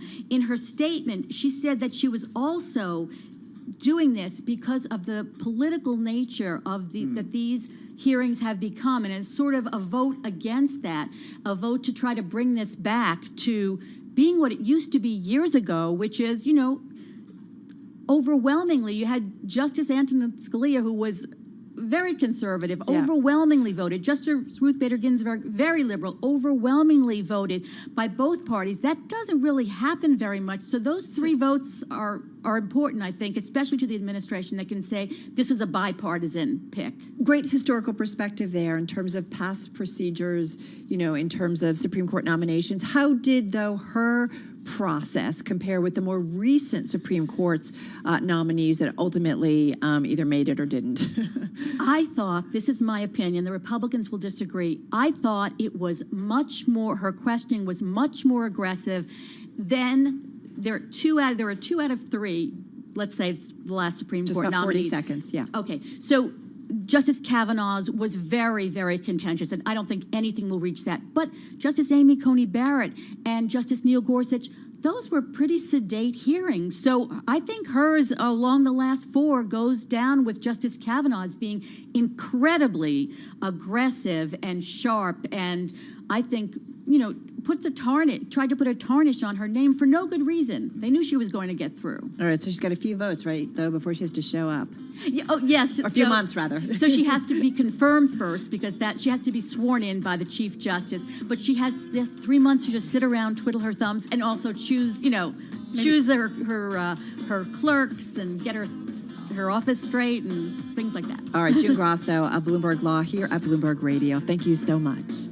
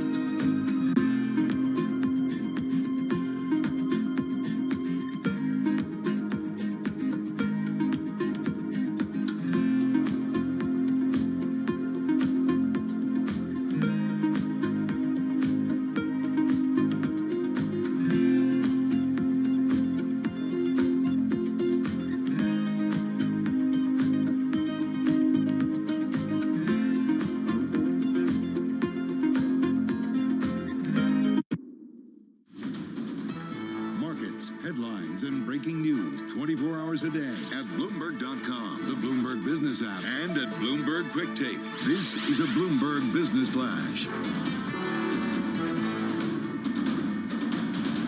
From Bloomberg World Headquarters, I'm Charlie Pellet. We're looking at a mixed Thursday here. The Dow, the S&P holding on to gains barely, but we've got NASDAQ on the minus side. Quite a recovery, though. At one point, the Dow was down 305. Right now, the Dow is up by 4 points, up less than 0.1%. S&P also little changed on the day, up 5 points now. That is a gain of about 0.1%. NASDAQ, though, does remain in the red, down 41 points right now, lower by 0.3%. The 10-year yield now 2.66%, the 2-year yield 2.46%. Markets are stabilizing after the Fed's minutes yesterday provided more clarity about the central bank's campaign to quell rampant inflation. Spot gold is up 0.5%, $19.33 the ounce. West Texas Intermediate crude now in the green, 96.26 a barrel, up by 2 cents. States from Arizona to Maine are deploying billions of dollars in federal aid to hospitals in a desperate attempt to retain and recruit overworked healthcare professionals facing the threat of another spike in COVID-19 cases. Dr. Chris Beyer is a professor of epidemiology at the Johns Hopkins Bloomberg School of Public Health. He says the key does remain vaccinations. We're still stuck at 66% overall vaccination in the United States. As you know, the vaccine uptake is down to a trickle, and we're not getting the boosting that we need in people over 50 and particularly over 65. So that means we have a lot of vulnerable people. And as we can see from what's happening in Hong Kong and Vietnam, if you're not vaccinated and you're an older person, this Omicron and the BA2 can get you in the hospital and can kill you. Dr. Chris Beyer with the Johns Hopkins Bloomberg School of Public Health, which is supported by Michael R. Bloomberg, founder of Bloomberg LP and Bloomberg Philanthropies. Checking those vaccine stocks, Pfizer shares, they're rallying 4.5%. Its German partner BioNTech, its ADR's down 0.6%. AstraZeneca's ADR's up 2.5%. Moderna up 0.7%. Johnson & Johnson down 0.2%. Recapping, stocks are trading mixed with the S&P up 5, up 0.1%. I'm Charlie Pellet. That is a Bloomberg Business Flash. All right, Charlie, thank you so much. Carol Massar, along with Tim Stenovic here in our Interactive Broker studio. So among our most read on the Bloomberg has to do with Warren Buffett's Berkshire Hathaway finding another way to put even more of its money to work, and this time purchasing a stake in HP, ticker HPQ, if you're wondering, valued at more than $4.2 billion, Tim. That makes him the largest single shareholder of HP. Kat Chiglinski is finance reporter for Bloomberg News. She joins us on the phone from New York City. Kat, surprising to see Buffett put his cash to use this way? We should note that Kat covers all things Warren Buffett and more. I thought you were going to say that Kat was going to be with us via Zoom, but I'm convinced Kat's still in her jammies. She was, Are you but still in your we're having jammies? some connection problems. Oh, okay. Yeah. I thought it was her jammies. Hi, Kat. Yeah, so it was surprising, obviously, to see Buffett kind of lean this hard into HP. And for clarification purposes, we don't know yet whether it was Buffett or one of his investing deputies, Todd Combs or Ted Weschler. But I do think, in some ways, it's kind of it's a similar play to Apple, I think, in some ways. Just in that, yes, it is a technology company, and I think, Buffett has historically shied away from some technology investments and not really had the best track record there. But I think if you look at HP, similar to Apple, it's a lot of a consumer's product company. And like Buffett knows consumer products pretty well. I mean, take, for example, Coca-Cola, one of his best, investments, and even Kraft Heinz, he's familiar with consumer products. And I think, if you think of HP more as a consumer product company than just a technology one, I think it actually fits quite well. That's really interesting because I think of Apple and I think of it as being like an iPhone company and one that is all about innovation. And you think of HP, I think a lot of people think of HP and, that would probably say, wait a second, the market that they serve is really highly commoditized right now. So, from a moat perspective, I would love to hear what Berkshire Hathaway thinks when it comes to competition here. Yeah, I mean, definitely, there's a lot of pressures in this market, but it's a pretty good time for it. I mean, obviously, there's, HP has flagged that there's really high demand for PCs. They even bought Plantronics, known now as Poly, which sells those phone sets and those audio equipment, work from home gear. So I think there's actually a good case to be made that, maybe this is a time to really kind of lean hard. Plus the valuation is much better. And I think that's been key to Berkshire and why we haven't really seen them be that active over the past 2 years is that, minus that dip in 2020, it was an okay market time for a long time until the start of this year. And I think Buffett's really struggled to find some valuations open up. And I think HP stock, it's been down 7.3% through yesterday's close. And I think, that, again, gives them more room to play. Yeah, you take a look at, compared to some other valuations that are out there, it does certainly seem a lot lower, or is a lot lower. Hey, Kat, what's interesting too, and we should point out that HPQ is up, HPQ rather, is up about 15% as we speak. I find it fascinating when Hewlett-Packard as a whole broke up, and there was kind of the new technology, the old technology, and everybody thought HPQ was going to be just such a laggard. And it's interesting, and I know it's more the type of stock that, Buffett or Berkshire or his team, thinks about, I guess. But it's just fascinating that so many had kind of, I thought, given up on HPQ for a long time. Totally. And obviously, we don't know what Buffett's intentions are with this stock or his deputies, but him becoming he's, a little more than an 11% shareholder in this company, I think Berkshire digging deeply into this company, I think shows that he sees some real value here. And I think it also, it could open it up. I mean, obviously HP and Xerox were, we'll talk about for so long. And, so I think it could be a continued interesting story that we'll have to follow. Go ahead, Carol. Well, I was going to say, what do you make, though? Kat, we've had you on a lot. I was just saying, there's been a lot of deal flow. It's Allegheny, we're talking Occidental, and now we're talking HP, and we get to talk to Kat every time. But what does that say about how Warren Buffett's deploying Berkshire Hathaway, excuse me, I want to make sure I get this right, is deploying cash right now? Well, I think it's been fascinating because I think people for a long time have said, there's always those articles of, has Warren Buffett lost his touch? And I think for so many years we've been asking, is his model of investing just not working? And I think, especially the past 2 quieter years, I think really kind of stoked that speculation. And I think it really shows his ability to dive in the market downturns at the start of this year. I think really shows that he's still willing to play the game. He's still willing to get in there. I mean, he's willing to do, obviously, Allegheny was an $11.6 billion deal. Yeah. Occidental is more than $7 billion stake. I mean, it vaulted Occidental up easily into Berkshire's top 10 common stock bets. Right. Just a few weeks. So I think they are willing to play. It's just, is the price right? They're price sensitive, Yep. And a lot of things went on sale. That's certainly with the deluge that we saw in the first quarter. Kat Chiklinski, thank you so much. Finance reporter at Bloomberg News, joining us on the phone in New York City. Headline crossing, the EU backing a Russian coal embargo in the 5th round of sanctions. This EU action described by people familiar with the matter. So again, we continue to see kind of economic ratcheting up when it comes to Russia and its invasion of Ukraine. Yeah, to be determined what else happens when it comes to more and more sanctions. Let's get now to Washington, D.C. for a check the latest world and national news with Nancy Lyons. Hey, Nance. Thanks, Tim. Ketanji Brown Jackson has been confirmed by the Senate this afternoon as the next Supreme Court justice. Vice President Kamala Harris, the nation's first black vice president, announced the results for the first black woman on the court. On this vote, the yeas are 53, the nays are 47, and this nomination is confirmed. Senate Majority Leader Chuck Schumer says having a black woman on the high court is long overdue.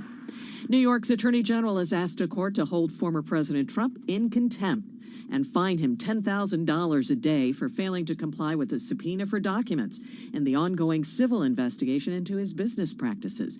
Attorney General Letitia James says the fine needs to be sufficient to coerce his compliance. Well, the former president is defending his rally with supporters on January 6th and his slow response to the attack at the Capitol that followed.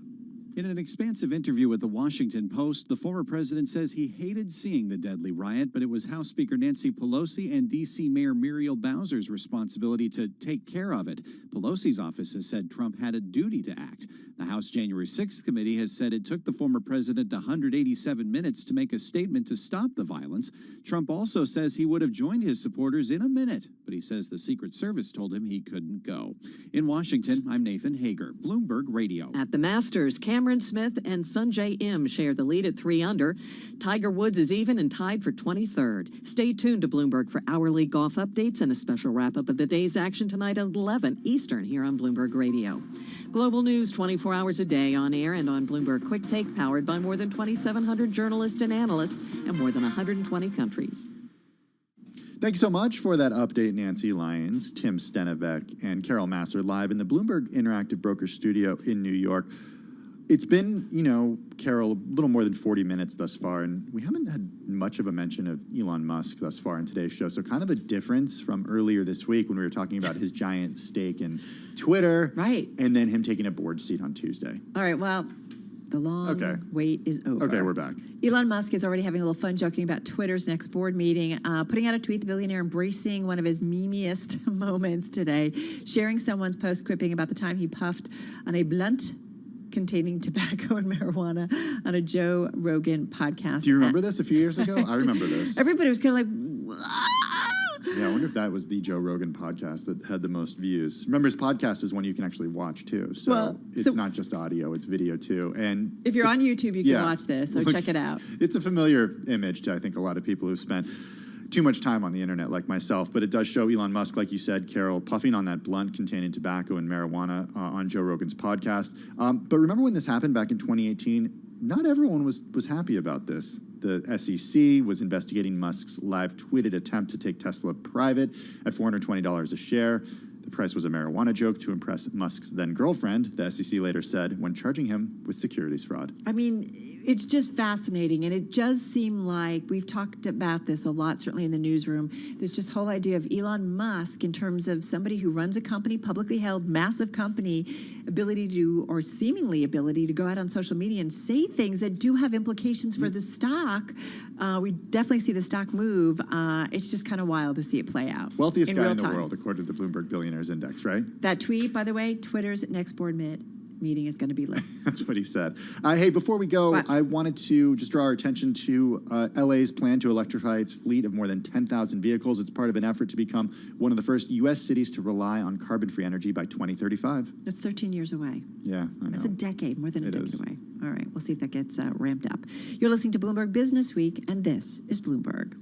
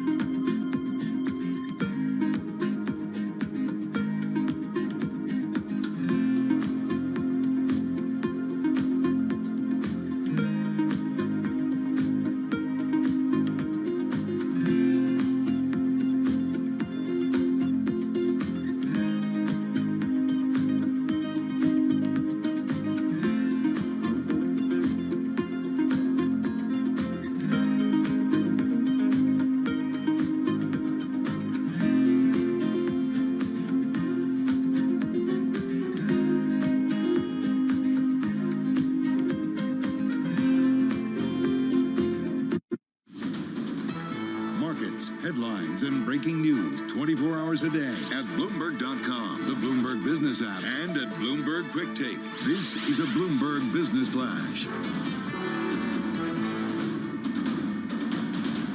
From Bloomberg World Headquarters, I'm Charlie Pellet. We've got the Dow, the S&P, they're both higher. NASDAQ on the minus side. U.S. markets are stabilizing after minutes yesterday from the Fed's last policy meeting provided more clarity on the central bank's campaign to quell rampant inflation. Equities, little change right now. The S&P, though, higher by 10 points, up 0.2%. This morning, we saw the S&P down 31, lower by just about 0.7%. The Dow up 32, up 0.1%. The Dow, by the way, have been down as many as 305 points. NASDAQ remains in the red, lower by 34 points, down 0.3%. 10-year yield, 2.65%. 2-year yield right now, 2.45%. Spot gold up 0.4, 19.32 the ounce, while West Texas Intermediate crude is up 0.1%, 96.36 a barrel. Recapping stocks mixed, S&P up 12, a gain of 0.3%. I'm Charlie Pellet. That is a Bloomberg Business Flash. All right, Charlie, thank you so much. Well, today's Bloomberg Big Take, it's about the solar pay-as-you-go companies, the pay-go solar companies, including a startup which counts Tesla as one of its biggest backers. Tim, this is all about bringing electricity to millions of people who are off the grid, especially in those emerging markets. Not exactly working out like everyone thought. That's exactly right, Carol. Joining us now is David Kochaneski, investigative reporter for Bloomberg Business Week. David joins us on the phone from New York. Check out David's story and more from Bloomberg's The Big Take. It's on the Bloomberg terminal and at Bloomberg.com/Big Take. David, we heard Carol mention pay-as-you-go solar, pay-go, as you refer to it in the story and as the industry refers to it. What is pay-go for people who aren't familiar with it? You know, pay-go is supposed to be the way to leapfrog developing world economies and communities into the world where we have electricity and kind of skip over the carbon-based world. And so the thought was to have solar panels installed in people's homes, and that way they could communities wouldn't need to build an expensive infrastructure. It would be clean energy, and it would solve a lot of problems at once. The problem is the financing of it, that in order to make it work, they had to do consumer financing, and they ran into a lot of the problems that you see in the rent-to-own furniture business in the U.S. Wow. Hey, David, I want to just clarify one thing. You use the term leapfrog, which is commonly used when we're talking about emerging economies. The idea here is that it would skip infrastructure such as a grid, as many people understand it, and provide electricity to people who traditionally haven't had electricity and would actually not even need to hook up to a grid, right? Exactly. Yes. I think when pay-go first emerged about a decade ago, there were almost 1 billion people in the developing world without electricity, and so they said rather than build an expensive grid with dirty carbon-based energy, let's just jump to the next phase, which should be the green economy. All right. So what went wrong, or what's going wrong? The paying for it part was the problem. This started with a lot of, actually a lot of kind of philanthropists, a lot of socially minded people who wanted to do this, and they actually saw it start to work in a few places. But in order to scale up, they had to get a lot more capital, and there's only so much philanthropic money to do it. So if you really want to make an impact, you have to bring in private capital. In the course of doing that, a lot of companies transformed, and they fell into what is called a social enterprise credit trap. These social organizations trying to scale up, they end up taking money with interest and with different terms that force them to scale up so fast that you don't get the kind of consumer protection you need at the lower end of the market. A lot of people in those communities, have never dealt with financing or interest before. A lot of them, can fall into debt problems in the same way we've seen with, home mortgages in the U.S. or with microfinance in the developing world. And some of the companies, in order to do it, kind of let down their due diligence, and they had salespeople who were misleading people and tricking people. You'd get 30 or 50% default rates in some areas, and So not only did people lose their solar panel, but Yeah. people who were some of the very poorest communities in the world would lose their down payments. It would be months of their salary. And the sad part, and we, in the developed world, just take things like water and electricity for granted. But in the developing world, having some electricity or one of these solar kits can be transformative. And you write about some of these people, when it means their kids can study at night. It's a big deal. It's really life-changing, if it works. It is. And also a matter of safety. I mean, I think one of the biggest things where people who get electricity is helping their kids study more, but also kerosene fires are a huge problem in places that use it for cooking and for lanterns and for safety. We one of the anecdotes we talked about has been a push to do it in refugee camps, where one refugee camp, 25% of the people surveyed had been victims of a crime within the previous 3 months.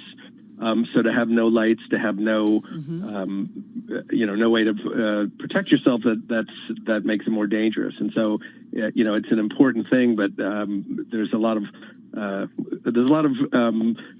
Sturm und Drang in the industry now about how to deal with this, because pay-go is not working. So how do you find other ways to get energy to people who need it?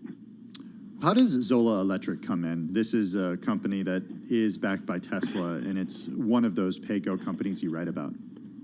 Right. Well, Zola began, as a very kind of idealistic enterprise with a few people in Tanzania, and after a few years, they originally started it like low-end